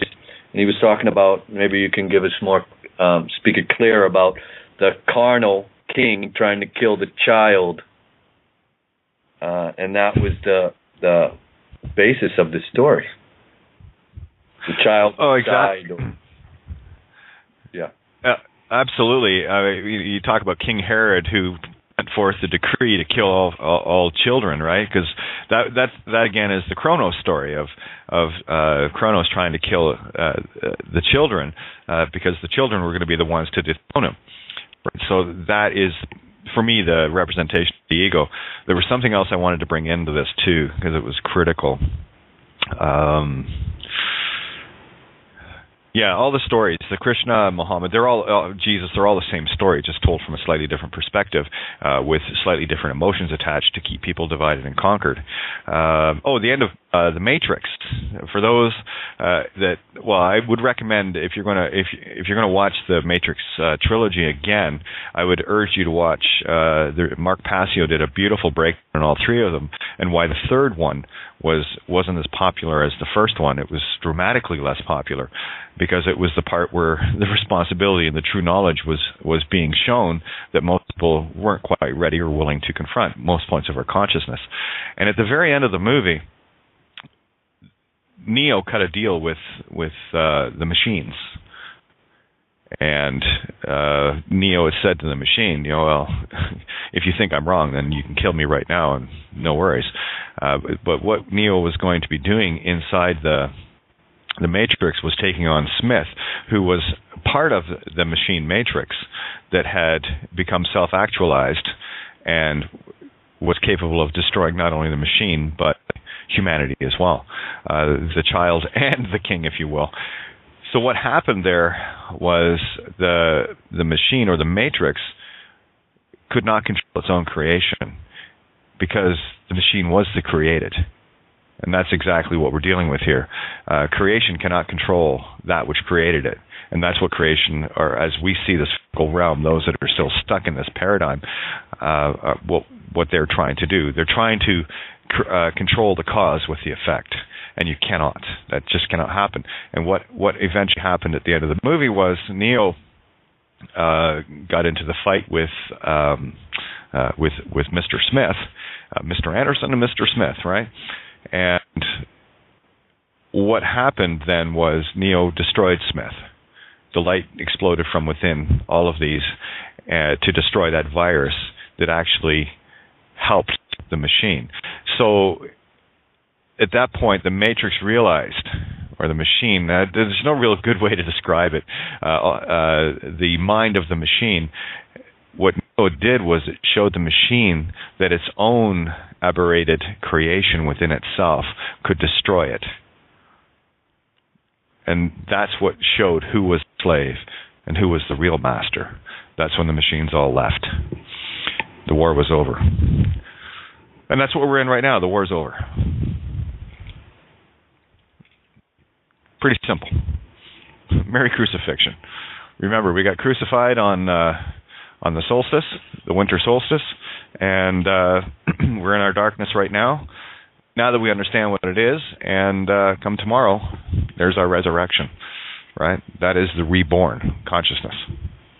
But we had to get to this point to realize that. And I got to say, Mike, Bill's breakdowns on all of these stories, the way he does them, very profound. And that's one of the reasons why I go back to the two main references I have are Bill Donahue and Santo Bonacci. And there's a reason for that, because both of these guys are coming at astrotheology, religion, and everything. Although they're talking the same things, they're coming at it from completely different perspectives, in that Bill is able to decipher allegories within the Bible and of course all the other religious tomes so beautifully from his allegorical perspective, and Santo brings in the astrotheological side of it along with the law, right? Where Bill may or may not be aware of the Whore of Babylon as I see it, and that's where I came in exposing things from my perspective, from the universal law side of things, where I can take the beautiful works of Santo and the beautiful works of Bill, put them together, cherry pick the truth out of it, put the pieces together, and voila, here's your creation. Like I said, I'm just a dot connector. That's all I do. I just look at things as a neutral observer and go, how is this relevant in the consciousness, and how is it relevant to me? And I go from there. It's pretty simple, you know. I could make it complicated, but what's the point? You know, at the end of the day, it is what it is. Beautiful. Roof, I love it. That's sounds a golden like retriever, seconding and thirding it all. Okay. I was going to say, there, a golden retriever. Isn't that interesting that you have it? The retriever. That's the light of God, Trinity, truth. No, that's just a coincidence. Did you? Oh, that's right. Everything matters now. Did I ever mention that? As it applies to my allegory. I listen to things as it applies only to my allegory. And that might sound selfish, but it's not, because I'm the only point of consciousness. How the hell can I be selfish? Start saying that to yourself and you'll start getting it. Here's something you need to say to yourself. I am God. Try that one on. See how that feels. Because you are the only point of consciousness you're aware of. Go ahead, prove that existence is outside of you. You cannot. You cannot prove that I'm conscious. I cannot prove that you are conscious. I can only infer, because you're animated, you must be. But have that perspective for a second and start taking on the real role of God. That's what you are. You are the one. You have always been the one. You've always known this. You came here. You knew that you had a very, very special purpose and role to play in this game. You know this. I don't have to tell you that. You already knew that. You knew there was something different about you. You knew there was something you had to do. You knew there was something you came to find. And you knew that you've also blocked out certain things to make sure that the game would get to a certain point where all will be revealed. But you wanted to enjoy the game a little bit before you got there, and then we play to a new level. Now go ahead. Tell me none of that resonated with you. Because you've always known. I'm just here to remind you, just like I had to remind myself that I've always known too. I knew I had a special role to play. So did you. Of course we did. We're God. Works for me. Isn't that wonderful? When you start realizing who and what you truly are, and you start seeing things for how they truly are in a singularity perspective, this place doesn't get, it's not so bothersome anymore. And that's, like you'll hear me rant and whatever. What I'm doing is putting out ego brakes. Right? I want to break through whatever layers of ego that are still there. Because, well, hey, listen, if thine eye offend thee, pluck it out, which basically says, if there's something I'm saying that offends you, that's your ego, pluck it out. It's simple. These are the things we all have to work through. If something offends you, then you have a limit. Something's limited you, that you cannot be unconditional open to it. That somehow something is controlling you. Well, time to take the helm back. It's your ship. Start sailing like the captain, master, and commander you are. Or someone else will sail it for you. They've been doing it for a long time. That other part of our consciousness that we've, given the reins over to control this game for a while, that's over now. Here we are with Revelation 17. We just got confirmed that Revelation 17 is over. We are now in Revelations 18. I talked about that last night. There was an article regarding, do I still have it open? Yeah, Pope Francis. Here, let me just share this with you guys. You might as well see the truth. It works great. Let me go up to just the headline. Remember, I just look at headlines. That's all I need to see. Pope Francis connects the Vatican system with Revelation 17. Okay, great. Well, now that 17 has been exposed, where are we? Revelation 18. And for those that don't know what Revelation 18 is, actually, I could probably read that for you guys. You guys be into hearing what's happening right now? I just got to dig this up. Oh, yes, please. I haven't read this one in a while, so let me just get to Revelations 18. And we'll share a little Christmas story, shall we? Christmas came early, boys and girls. It's here right now. Where was it? Revelations. Oh, it'll probably be an R, wouldn't it, Kat? Yeah. Let me see. Revelations 18, the Whore of Babylon. Here we go. It just takes a second for it to open. I'll tell you what, in the meantime, I'm just going to toss a tune on and give you guys a chance. Oh, go ahead. Hey, you read my mind. I wanted to ask you for a song today, and I was going to request you the song to me. Because it's Solstice time. Oh, let's do that one then. I can do that. You know what? I'm God. I can do anything. Isn't that there you go. Yeah, I can be anything. I can be anyone. That's why I claim the title of Pope. I claim the title of President, Queen, King. I don't give a shit. I can do whatever I want. All right. Hopefully it's in here. I don't think it's on. Yeah. I'll play that tonight for you, because I don't think it's in this list. Oh, it's not in this list. Okay, no problem. Anything you like.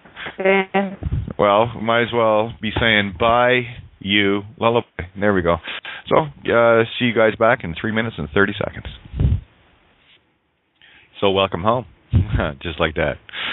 All right. I love that so much. Thank you for that, Kate. I love it. Oh, no worries. It's funny how songs I've written years ago. And in that case, that song's almost 20 years old. Yeah. Isn't that bizarre? Unbelievable. Anyway, here we go. Revelations 18. Talk about coming home. Here we are. This is from the New International Version. Lament over the fall of Babylon. Revelations 18. After this, I saw another angel coming down from heaven. He had great authority, and the earth was illuminated by splendor. With a mighty voice he shouted, "Fallen, fallen is Babylon the Great.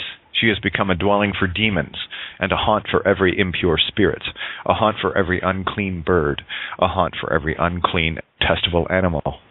For all the nations have drunk the maddening wine of her adulteries. The kings of earth committed adultery with her, and the merchants of the earth grew rich from her excessive luxuries, warning to escape Babylon's judgment. Then I heard another voice from heaven say, 'Come out of her, my people, so that you will not share in her sins, so that you will not receive any of her plagues, for her sins are piled up to the heaven. And God has remembered her crimes. Give back to her as she has given.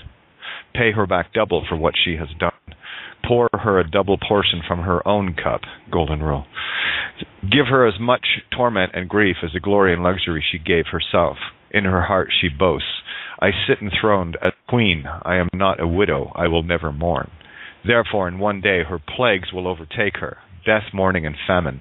She will be consumed by fire, for mighty is the Lord God who judges. Threefold woe over Babylon's fall. When the kings of the earth who committed adultery with her and shared her luxury see the smoke of her burning, they will weep and mourn over her. Terrified at her torment, they will stand far off and cry, "Woe, woe to you, great city, you mighty city of Babylon! In 1 hour your doom has come." The merchants of the earth will weep and mourn over her because no one buys their cargoes anymore. Cargoes of gold, silver, precious stones, and pearl, fine linen, purple, silk, and scarlet cloth, every sort of citron wood, and articles of every kind made of ivory, costly wood, bronze, iron, and marble, cargoes of cinnamon and spice, of incense, myrrh and frankincense, of wine and olive oil, of fine flour and wheat, cattle and sheep, horses and carriages, and human beings sold as slaves. They will say, "The fruit you longed for is gone from you. All your luxury and splendor have vanished, never to be recovered."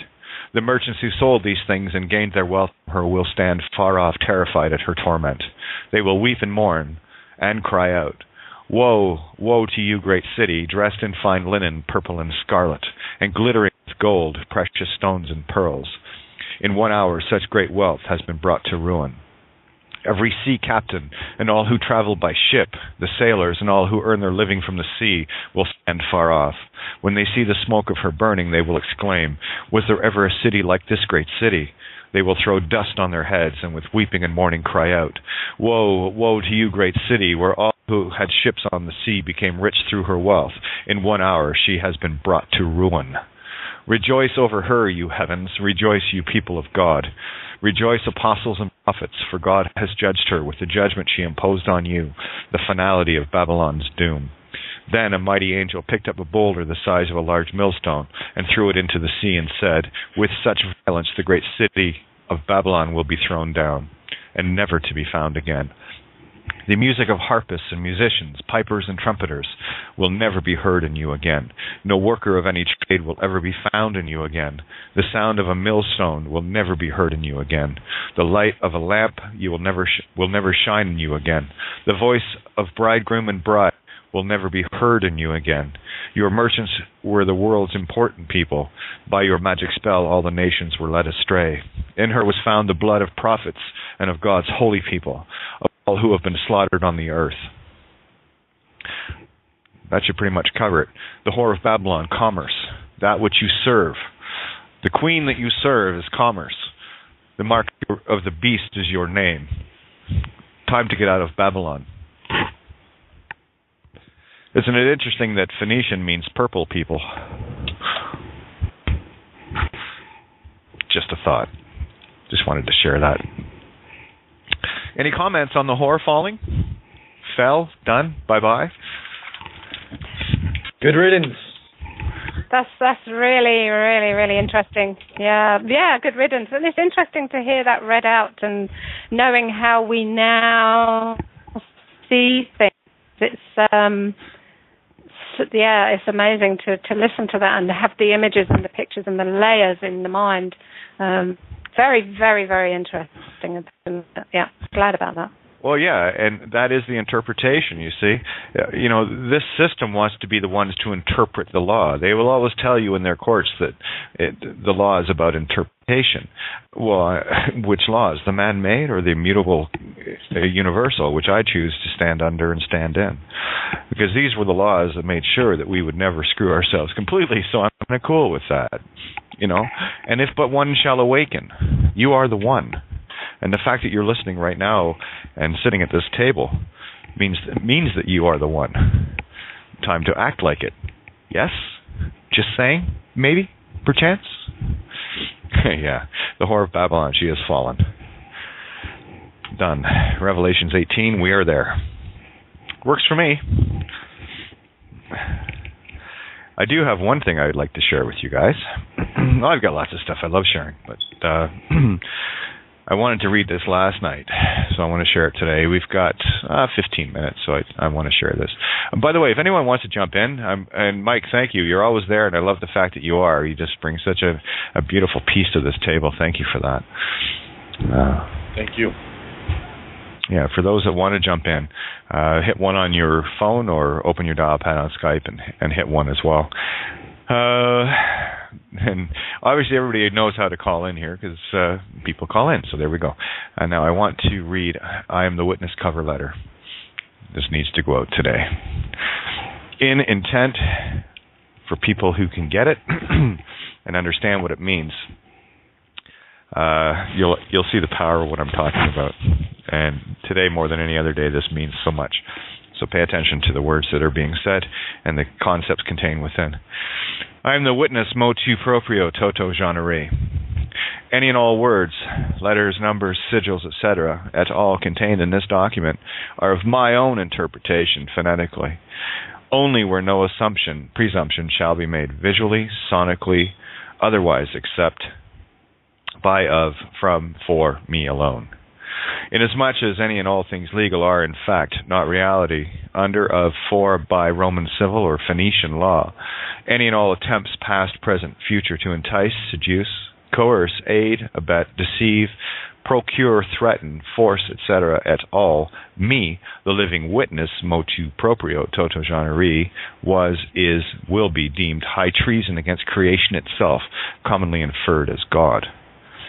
1. Any and all legal names, titles, offices, ranks, etc., et al. Are unlawful and not reality, and all who claim to be such a thing are in fact dead by consent, where all who seek such a thing from another living soul is premeditated with intent to commit murder, to aid, abet commissions thereof.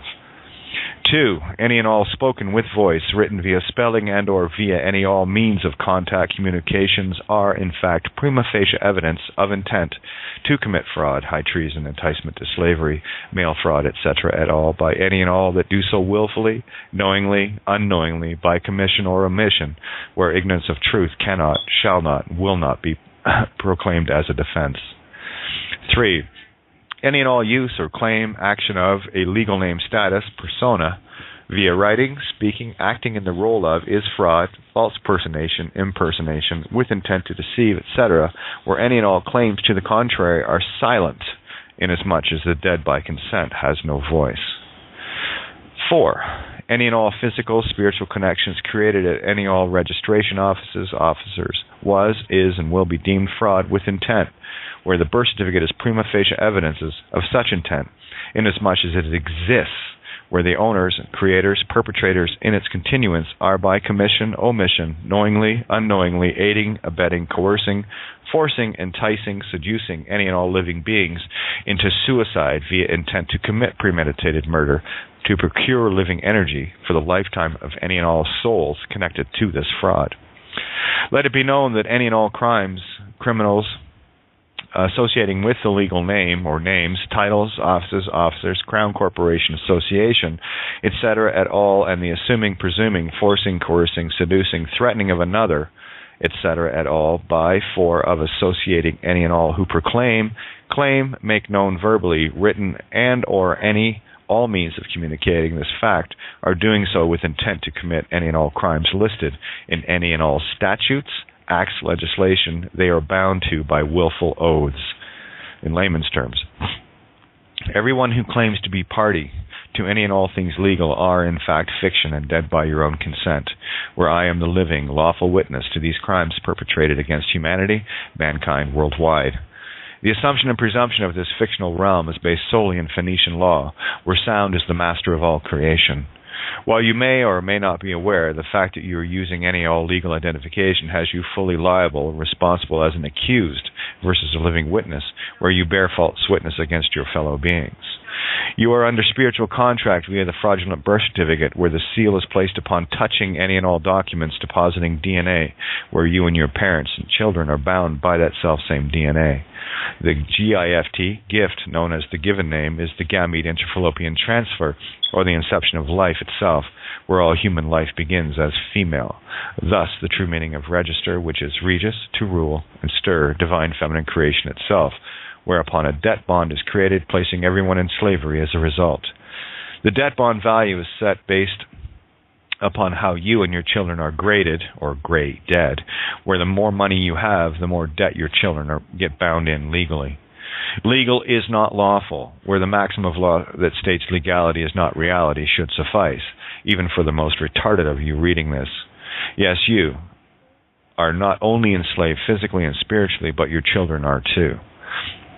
You are brought You are bought and paid for with your deal with the whore of Babylon, commerce, Phoenician law, lex mercentorium, admiralty law via your mark of the beast, commonly called legal names.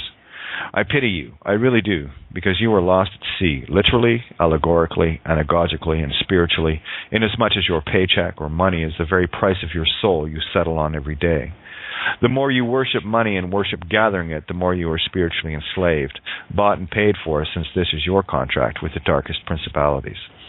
Please be advised henceforth that any and all actions you continue to do with this knowledge or previously without, regardless if you read this or not, you are bound by my intent where I, the living witness, proclaim it, and where you, the dead by consent spiritually, have no voice to say otherwise. I grant you the golden rule, where all your actions of intent laid bare have you already judged by, of, for, and in your actions past, present, and future. P.S. I look forward to privately prosecuting each and every one of you, or until enough get their due via the golden rule mirror to wake you up to your crimes against humanity. Sealed, sent with intent, the witness I am. Wow, okay. They're so powerful when you read your own writings. Of course, it's always got to be that way. And again, layers and layers of thoughts flow over as you're listening to that, and very, very humbling in many ways, isn't it? Well, that's it, you know. We realise we've reached this point. It is about... we've reached this point. Yeah, it's about humility. You know, where humility exists, ego is dead. Well, there you go.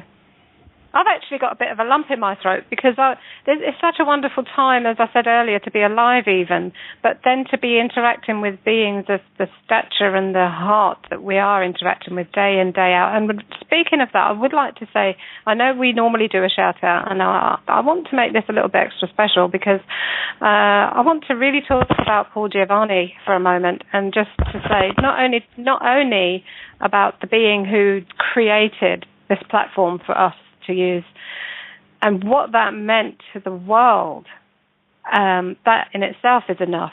But then the character of the man who is kindness personified, who cannot see bad in anyone or anything other than this evil system, clearly, but anyone he knows, he always tries to see the best in people. Unfortunately, that gets him hurt. And I want to say that there are those of us who aren't afraid to look at the darkness that are in the friends and so-called family and colleagues around us, and we do see them. And we don't deny it to ourselves. And some of us have to learn that lesson the hard way. And it's okay, you know, it's okay. It doesn't make any less of us for being so kind and gentle that we won't see it. And I want to say, Paul, you have got so much support. You've got so many people around you who care about you. You probably don't even know their names. And lean on that strength, lean on those good wishes that you probably don't even hear, that are in the hearts of everyone who comes to this table and understands what the name Critical Mass Radio actually means. And God bless you, and I look forward to many more days of association with you. Absolutely. And there it is in a nutshell. Without that choice that Paul made to start this radio station, you would not be hearing me and all the rest of us that sit at this table every single night. People need to understand the power of their choices, the power of their intent, and the power of their creations. The saying goes, build it and they will come. Well, Paul, you built it. We came. Do you need more proof than that, or are you okay with that, Dad? I didn't think so. We didn't just come, we came, stayed, and built up a glorious monument to truth and wonderful, wonderful stuff. We came in droves. Nice build, Paul. Well done. Hell of a playground. I'm loving it here. All sorts of games to play with truth. It's beautiful. I can't be more grateful. And the fact that I get to interact with so many incredible points of consciousness, that in and of itself is extremely humbling, and is the only motivation I need to carry through. The accolades, whatever. That's not the intent. That's not why. It's all about just getting this silliness over with. You know, Do you know when a timeline changes laterally is when you're bored with the one you're in. That's what happens, and we're moving this real quick because this horror Babylon game and legal and all the rest of it is mind-numbingly boring. And all those that still choose to play in it and be a part of it, what's your issue? Like, seriously, there's only so long you could stare at a box of cornflakes expecting it to do something. But anyway, yeah, you got to wake up to that. We do have a caller in. I want to get them in before we roll out of here in 5 minutes or so. Area code 773.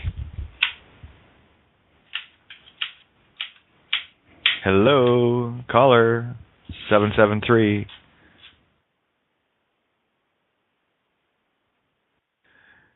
Okay, just Kate, waiting. We're waiting for 773 to come on. I want to share a little something. Sorry, Kate. Oh, Hello, Jen.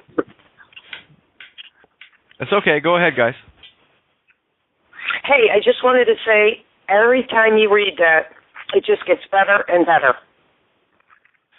Yeah, new awakenings, new awarenesses, eh?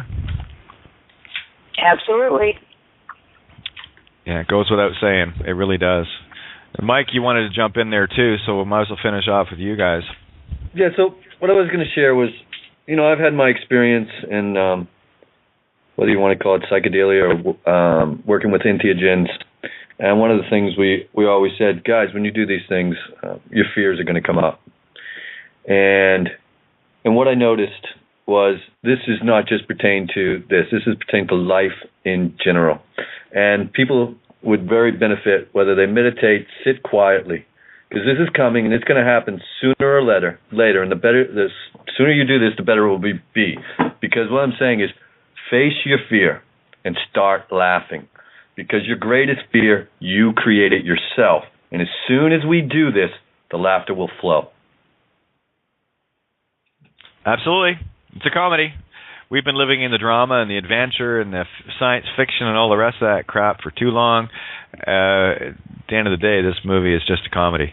And by the way, we have right up until top of the hour, apparently, so we carry on for another 18 minutes. Perfect! Yay!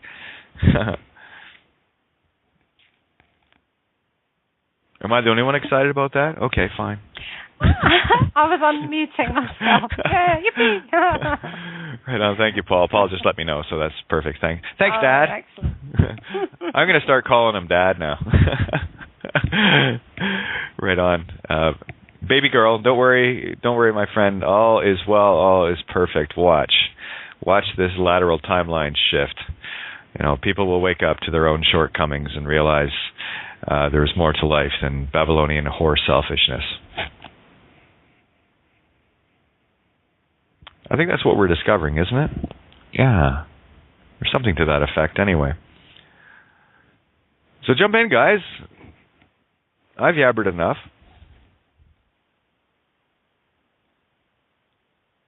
Oh, I don't think it's enough. But it's always a lot, isn't it? Yes, it is. I don't think any one of us has to feel enough of that. But yeah, you do not stop, do you? You work so hard, you're just relentless, and it's what keeps the rest of us running to catch up sometimes. That sense of, well, if Kate can keep going, so can we. Definitely, I feel like that anyway. Oh, exactly. And yeah, I just got a Skype from Godbard. So Godbard, I'm adding you into one of the main rooms. We've got two main rooms that we have to do this now because there's so many people showing up. We can't fit everyone in one room anymore. So for Kay Massey, the one I just read is the I Am the Witness cover letter. And you'll find that on kateofgaia.wordpress.com. Oh, and great big thanks, Ninja. You put together a compilation of 11 essays. Do you have that up on the website? I don't yet because I wanted your approval and if you wanted any changes or anything else beautiful. added or taken out. Okay, I'll put that on today then. Yeah, you don't need my approval. It was beautiful. I will mention that the essays that Ninja put together are the early ones, the first ones in this whole series of writing I've been doing, stepping the consciousness as I've uncovered it for me. And for anyone that is relatively new to what we're sharing here, I highly urge you just to grab that one document. It's a compilation. What is the title of it again, Ninja? Hello. Compilation of essays, I think it's called. I'll put it up anyway very shortly. As soon as we get off air, I'll be putting it on the site. So, and then I'll post the link on Facebook and in the room, so everyone will find it quickly. Okay, yeah, it's called Collection of Essays by Kate of Gaia. Oh, there it is. Collection. Yeah. Okay. Okay, so I would and thank you for putting that together. That is a perfect entry level for anyone. I guarantee you, there's 11 essays. What are the coincidences there? And of course, the opening intro of a poem I wrote called Prometheus Bled.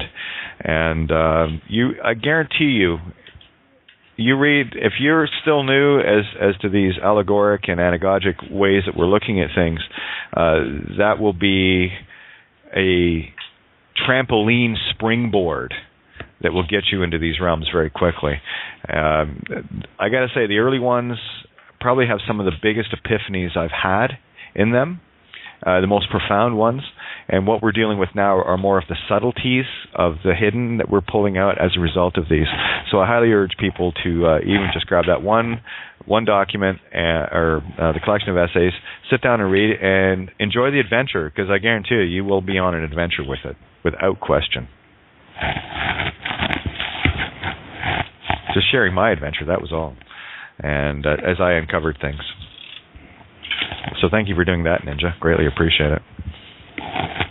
I've been a long time putting that together. I remember you asked me, or I volunteered, or how it went. I can't remember, in the summer, actually. And it's taken forever, so apologies for the delay. But anyway, just in time for the Christmas gift a la Truther. No such thing as delay. Everything is in perfect timing and perfect order. So, yeah. See, you can't make a mistake in this game. Keep proving it to people. Apparently not. No, you can't. Everything here is perfect. It's only our perception of how we see things, the way we see them, and the particular angle that you are observing things that will show you all the layers. And see, that's the thing.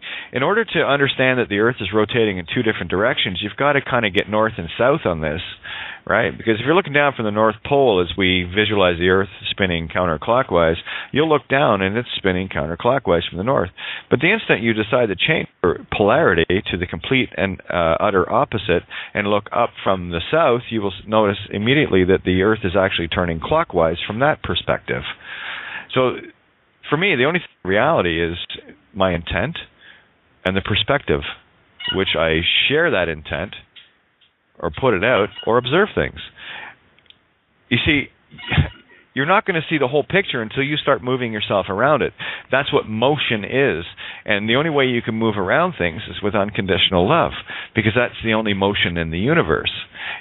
Love is unconditional. It hates loves equally and opposite at all points. It's where you put yourself on Jacob's ladder that changes the game or how you see things. So the only one that can change your universe is you, because you're the only one that can shift your perspective around to have a look at it. You know, if you're staring at it, I love using the orange as an example. If there's an orange sitting on the table and you're sitting at one point looking at it, you're only seeing part of the picture. In order to see the whole orange, you have to move 360 degrees around it in all directions, right? 300. You got to go lateral or longitude and latitude on this. 360 degrees around, from north to south, east to west, and all points in between, right?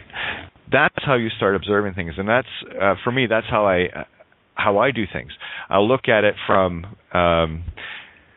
every position I can imagine, and this is where I get my epiphanies, because when I shift enough look at it from, say, if you're looking at things from an evil and good perspective, have a look at it from the serial killer's viewpoint. And I guarantee you won't see evil in it, you will see good. And vice versa. Have a look at it from the saint's perspective, and you won't see any evil in it, you'll only see good. So how are you going to know the difference? How are you going to see the contrast? if you cannot look at it from the perspective of both this, the absolute demon and the absolute angel. And as soon as you get there, now you're seeing it for the first time in a neutral, unconditional, middle C perspective. What you do with that perspective and that intent is your choice. But I tell you, if you were to go and say, let's play commerce game for a second here. You go out to buy a house. Are you going to go up to the house and look at one brick and say, I'll take it? Or are you going to take a walk through the whole property? Are you going to have a look at everything? Are you going to start, what are the pipes like? What's the roof like? What's this like? What's that like? Or are you going to make your decision based on looking at one brick? And most people on this planet only look at one brick. You've got to start having a look at it as a grown-up. How many of us, and myself included, have we walked into a bank fully trusting the bank manager or loan officer that they're doing the right thing according to the rules as we understand it, only to find out that we are only the grantors and the tenants of the properties we're lending the money, we're creating the money for the bank manager, the living soul that we're contracting with, not the bank. No. That loan, that mortgage, whatever it is, whoever was on the other side of the table, I don't care if it's some kid at a checkout wanting to hand out applications for a Walmart card or anything of that. It doesn't matter. Whoever is putting forth the contract is the holder in due course. You're not contracting with the company. You're contracting with that individual. So I wonder how many cashiers would to find out very quickly, and tellers at banks, that everything that they've ever handled they're fully liable for. They've created a spiritual contract with their Midas touch. Did they not touch the paper? Did they not hand out the application? Did they not have the intent to do so? Of course they did. This is how we've been trapped in the horror for so very, very long, and this is how we're breaking it. Won't take many bank managers much time to understand that they're liable for every loan they've ever wrote. They're the debtors. Not you. You're not the debtor. You're the creator of the money. Maybe I should take a minute and explain that very quickly for people that haven't seen my Loans and Mortgages Who's essay that came out this week. That'll tell you exactly how the deals are being done. We went through all the signature, the line, UCC, the X marks, all of this stuff to finally get down to what really sealed the deal, and it was sealed with the DNA, which is the physical and spiritual you. It's the proof that you were there. And like I said at the beginning of the show, you'd put one drop of water in the ocean, the entire ocean raises in depth. You'll never see it because it's so infinitesimally small, but you definitely changed the level of the ocean with one drop. So what happens when you put DNA on a piece of paper? Have you not made it thicker? So it's a raised seal. And of course, all the birth certificates has to be given under seal. And when you give something, it's a gift. You're giving up the divine feminine there. So here's what happens. Bank manager, you call them up. You have the intent to get money to buy a house. And you go there, and you sit down with the bank manager, and they have all the paperwork drawn up, already sealed with their DNA because they're touching it. They slide it to you for you to seal it yourself. You think you signed it. No. That's proof of the intent of the seal. It's the seal that seals the deal, right? You don't hear people talking about, well, that signed the deal. No, they always say that sealed the deal, and that's what we've been doing all along, right? It might be the allegory of the baby seals getting slaughtered every year, Newfoundland and what have you. Okay? Just another little allegory. So what's happening there is you are going into a living contract with a living being, because dead corporations cannot contract with each other. But a dead corporation with a living entity acting for it can do that. So here we go.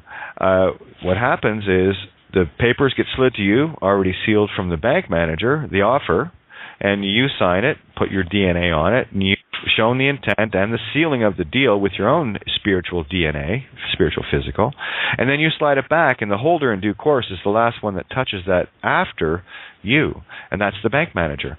So they have sealed the deal. What you have done is you've said, the bank manager said, I need to borrow this money. Would you sign for me?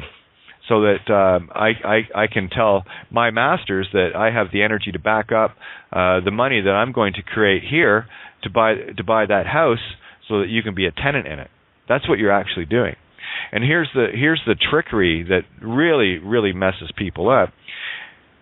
People can't even fight for their homes because they're not their homes. They're only the tenant. Imagine living in an apartment building. This is the best way to show this. You live in an apartment building and you're paying rent.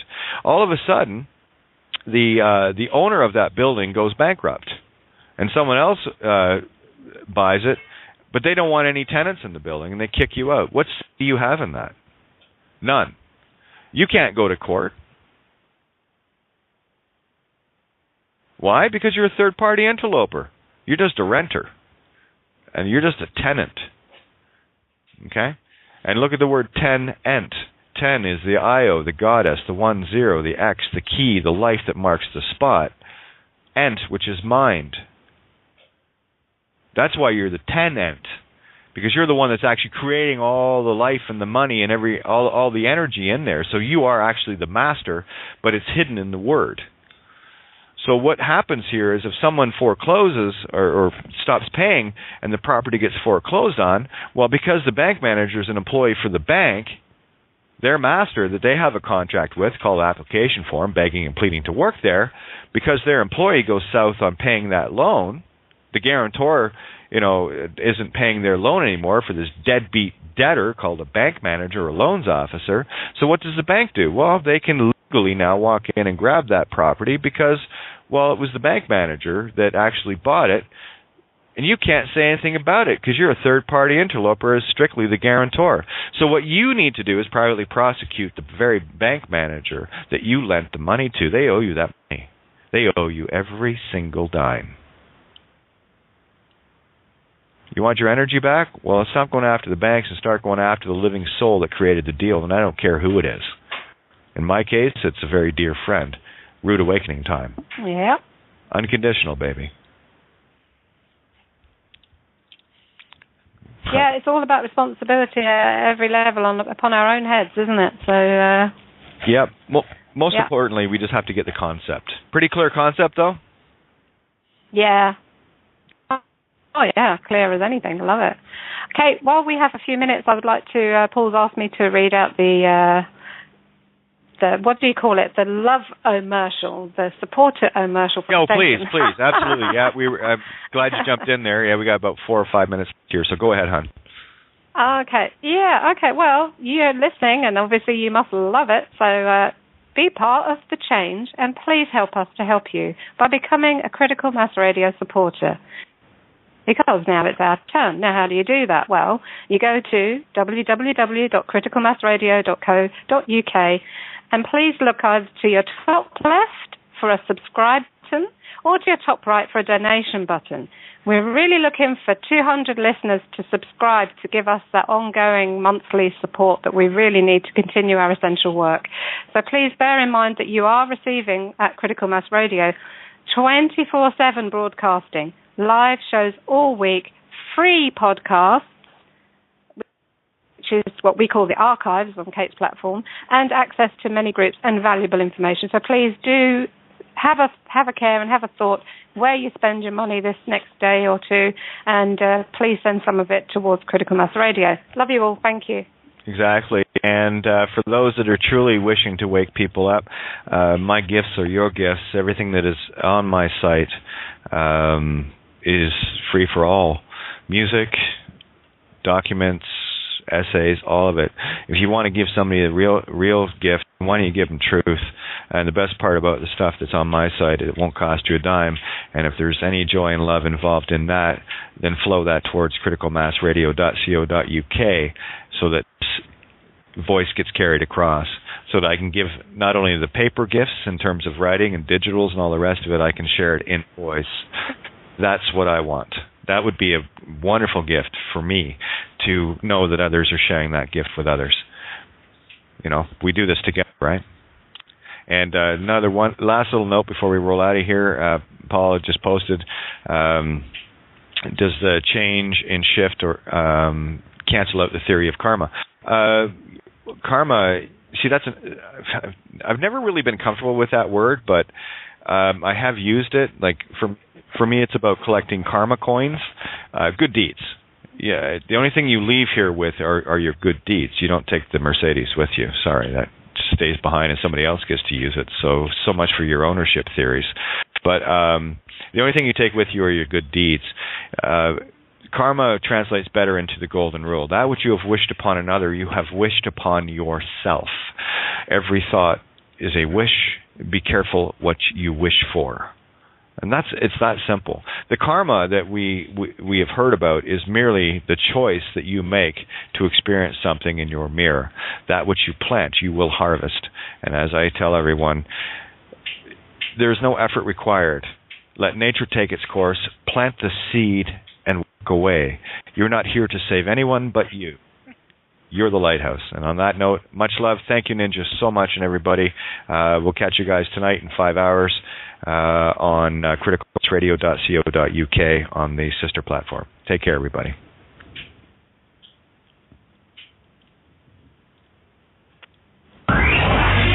You're listening to Kate of Gaia on Critical Mass Radio.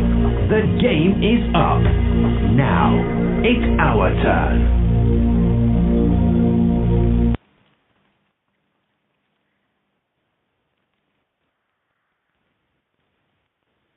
So I don't know if I'm sounding like that.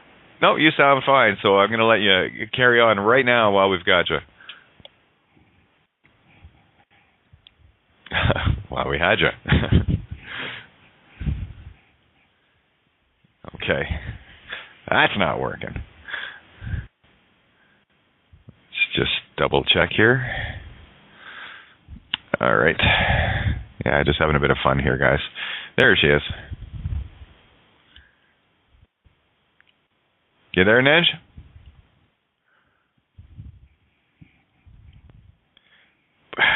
Not hearing you if you're talking. But I know you're in the call. All right. Well, let's do a quick update on what's been going on in the real world. We were talking about the system collapse and certain postulates getting put out there. And lo and behold, I did say they were going to happen today, and they did. I love watching the allegories. Stop taking things literal, people, and you'll start seeing this planet as it really is. I shared a story last night with regards to Jeff Rothschild. You might be familiar with the Rothschild name, and this is what it means to sow or harvest the seeds that you have sown. If you plant ragweed, do not expect roses, Jeff. So here's a little taste of what reality is that comes back to bite you on the ass. That which you intend out is back in the golden rule in the mirror. So that which you wish upon another, you have wished upon yourself. That's how it works. So if someone has wished you harm, let it go.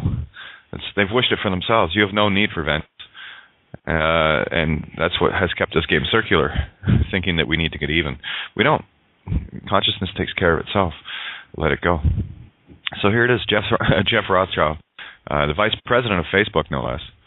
His house at I love the address 400. So there's your quad, right? West, of course, Wicked Witch of the West. Port of Law, Avenue, Los Altos, the lost altitude of Spirit, California. Just a coincidence, right? Anyway, that particular location and portal was invaded during the night by an unidentified LA gang or Law gang, thanks to an Arcadia. He was raped by unidentified 12 African Americans, which is the allegory of the dark consuming this evil light. It's beautiful, beautiful. And it just had to be 12, right? Making the 13th warrior, remember, Ophiuchus is one who says, I heal, or I don't heal. So which one are you playing in the mirror, Jeff? Thank you for being my mirror. Anyways, he was raped by unidentified 12 African Americans. Keep in mind, guys, I would never wish this on anyone. He wished it upon himself. While I asked him how it was to help starve to death 100 million women and children for corporate profit increases. Jeff Rothschild is currently in the hospital getting anal surgical restitution. No bloody doubt. Mark Zuckerberg reportedly visited him earlier this morning and was attacked by an angry mob of anarchists. An anarchist is one who follows the key of their heart. That's the anarchy. Anu, heart, arc, the spark of life, key, which is, of course, the Greek letter, 23rd letter of the Greek alphabet, key, which is, it looks like our X, so X does mark the spot. And X, of course, is 10, which is 1 and 0, which is the I and the O, which is IO, which is the intent and the creation. You're listening to Kate of Gaia on Critical Mass Radio. The game is up. Now, it's our turn.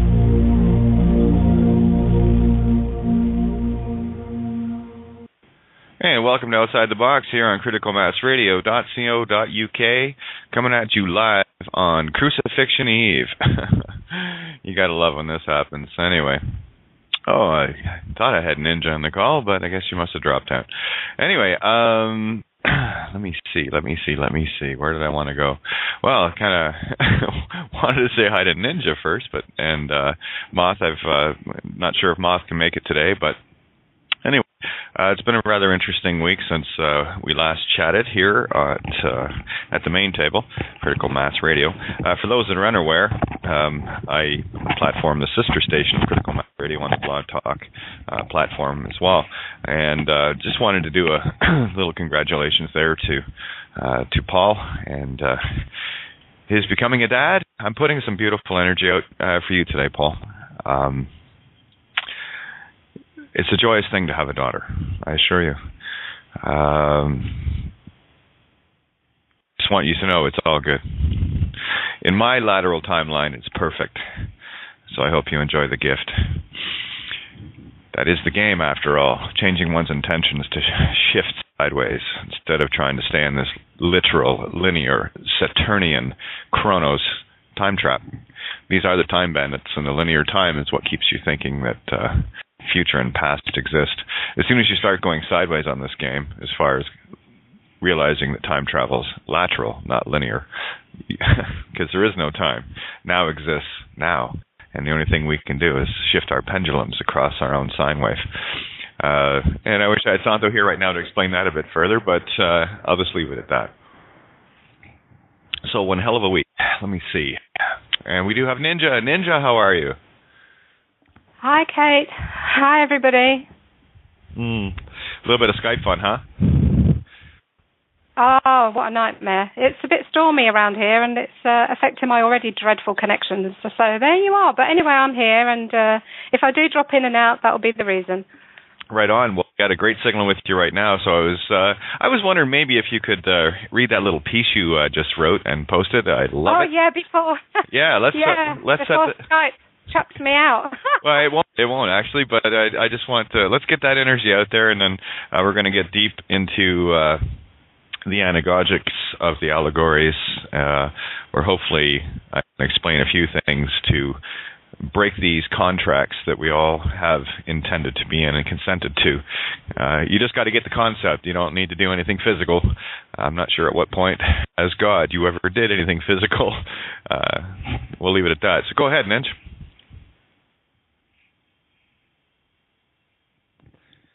Did I lose you again? Oh, no, there you yeah, loop, there it goes. What are the odds? That's why I'm not going to agree with Skype being a pain in the ass, or Blog Talk, or whatever the case may be. There you are. Sort of. Okay, I can hear you now, Kate, but it's a bit sketchy, laggy and clicky and clacky. One being the intent, or the I being the intent, and O being the ovum of creation. Just a coincidence there too. Anyway, there's an angry mob of anarchists who were chanting that he should be raped as well. That was Mark Zuckerberg. There was a total media blackout over the subject, and instead the mainstream is reporting about a millionaire's house which was hijacked during the night in Los Angeles. No, they don't want to let people know that those that have created their own evil are actually starting to reap the harvest, and that's what it is in the Phi, Psi, Kull realms here, the physical. Phi, creation, Psi, spirit, Kull, harvest. There you go, Jeff. Merry crucifixion. And we are shortly going to be leaving the 3 days of darkness, and tomorrow we are the newly born resurrected. Follow the allegory. Remember, it is the Christ consciousness within you that gets resurrected. The story was just an allegory. Ninja, have we got you back yet? Just double checking here. Doesn't look like it. All right. Anyway, so what I really want to focus on today, which has been the focus of last week, there are, I think, 6 new essays. Well, one document in particular that is a send-out intended for those that still wish to harm others. It's called I Am the Witness cover letter. But if you go to kateofgaia.wordpress.com, there is a new group of essays there over the last week. So it has been a very fruitful download week and covered things such as Phoenician spells, contracts, the who's who in loans and mortgages, how that really works, who you're cutting the deal with. The living only cut deals with the living, so the last one that touched the document after you sealed it with your own DNA, not your signature.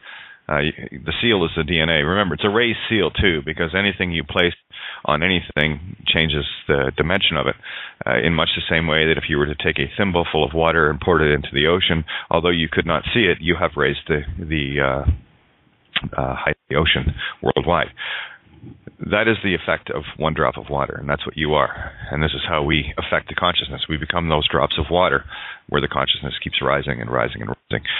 And just because you cannot see it doesn't mean it's not happening. Like I said, you can throw a thimble full of water into a lake. Well, let's make it even easier to see. Better yet, you can take a thimble full of water, and to prove this point, and pour it into a bottle cap. The level of that water has raised. Same effect on an ocean. Same effect in a universe. That's the power of the butterfly wings that you are flapping. All I'm trying to do is get you into a place where you realize this.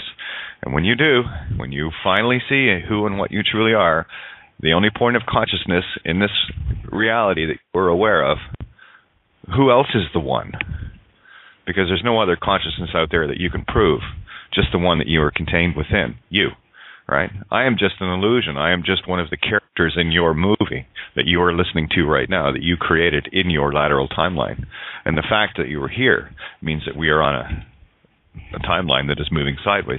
Congratulations, because I'm loving my timeline these days. It's pretty cool. Anyway, what was the other? A very important thing that I wrote about, the Midas touch, and how important it is to understand that you are Midas, and everything you touch turns into gold. Unfortunately, that ability to turn things into gold has been turned backwards on you. And instead of you turning things into gold for yourself, you're turning into gold for others, to milk you, of course. What are the odds of that? Apparently pretty good. Now, another beautiful story here. I like to share things in the now with people as I watch my own allegories unfold. And there was a beautiful story here. Thank you, Michael. Burglar finds kiddie porn while robbing a house. Calls the cops on a soccer coach. Well, that ties in for me as well because of the bailiff that tried to serve me that I have a video. Still have to get it uploaded. I've got it on my computer finally. But anyway, who was the assistant soccer coach for my daughter's team. So this is why I look for things that actually matter for me, right? Anyway, isn't it interesting that here we have a burglar, someone who is actually, a criminal, stealing things from people, but look what happens. Criminals turn themselves in. The worst crime. Here's one crime leading to the exposure of another, and that's exactly what we're doing here. We're exposing crimes at a level that we haven't in a very long time. So look at the allegory.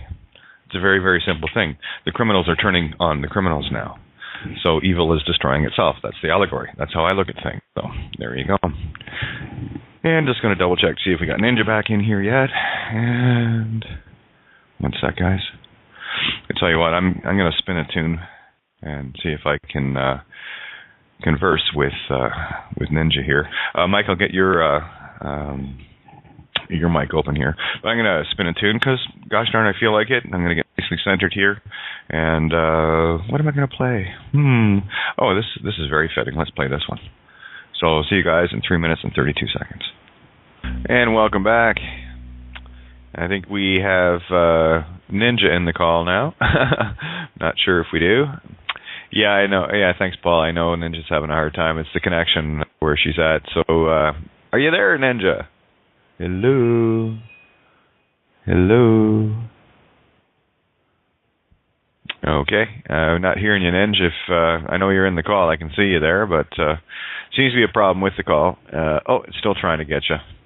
can't tell through the screen, the dark screen. Anyway, well, let's get things rocking and rolling here. One of the stories that I wanted to bring up was still waiting for confirmation on it. It doesn't matter to me. For me, whatever gets put into the reality is that which I agree with or don't agree with, which I contract with and which I do not contract with. This one I can deal with.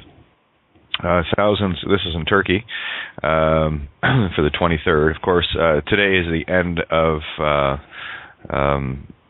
first day of the end of the Federal Reserve Charter, so their ship no longer has any power because their charter ran out. They only had a 100-year charter from December 23rd, 1913 to December 23rd, 2013. So the money's over. It's done. And woe betide the fool that wants to even think of renewing that charter. But right now, every penny on this planet is worthless.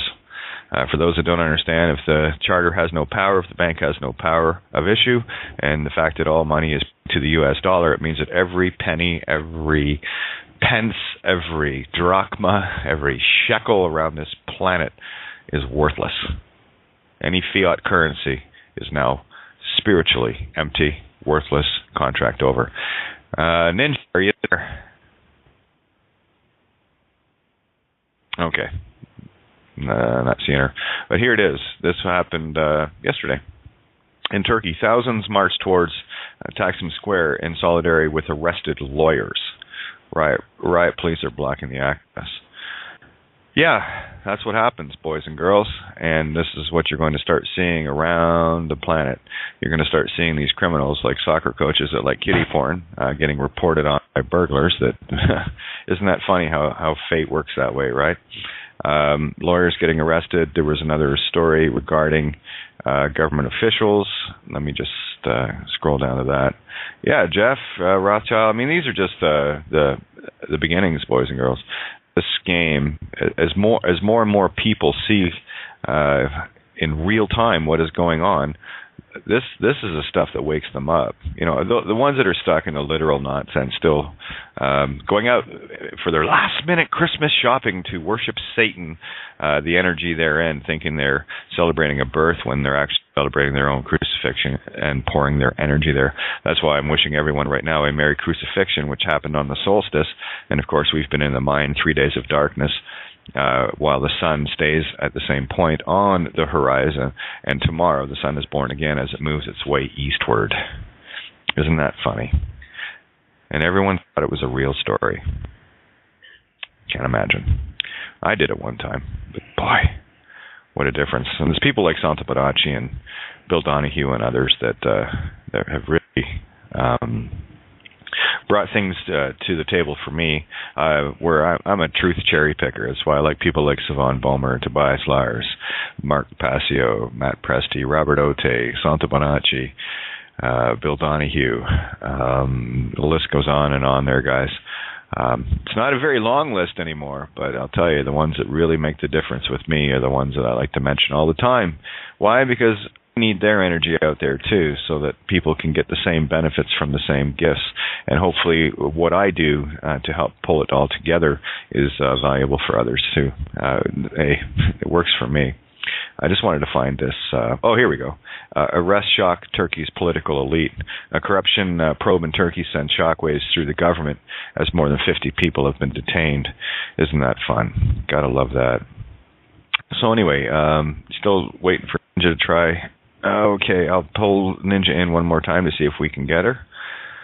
As soon as my Skype starts responding. Yeah. Yeah, it's a good poem. That's why, I guess I would call it a poem. Yeah, let's see if we can get Ninja in here. And I know I've got Mike on the board as well, so I've got your mic open already, Mike. If you feel like jumping in at any time, let's have this wide open and see where we can take this row, row, row your boat. All right. Checking. All right. I think we have you, Ninja. Or maybe not. You're just saying you can hear music? Well, I did put one song on. It's not playing now. So, Ninja, if you're there, shout out. I can see you on the board here or in the call with me.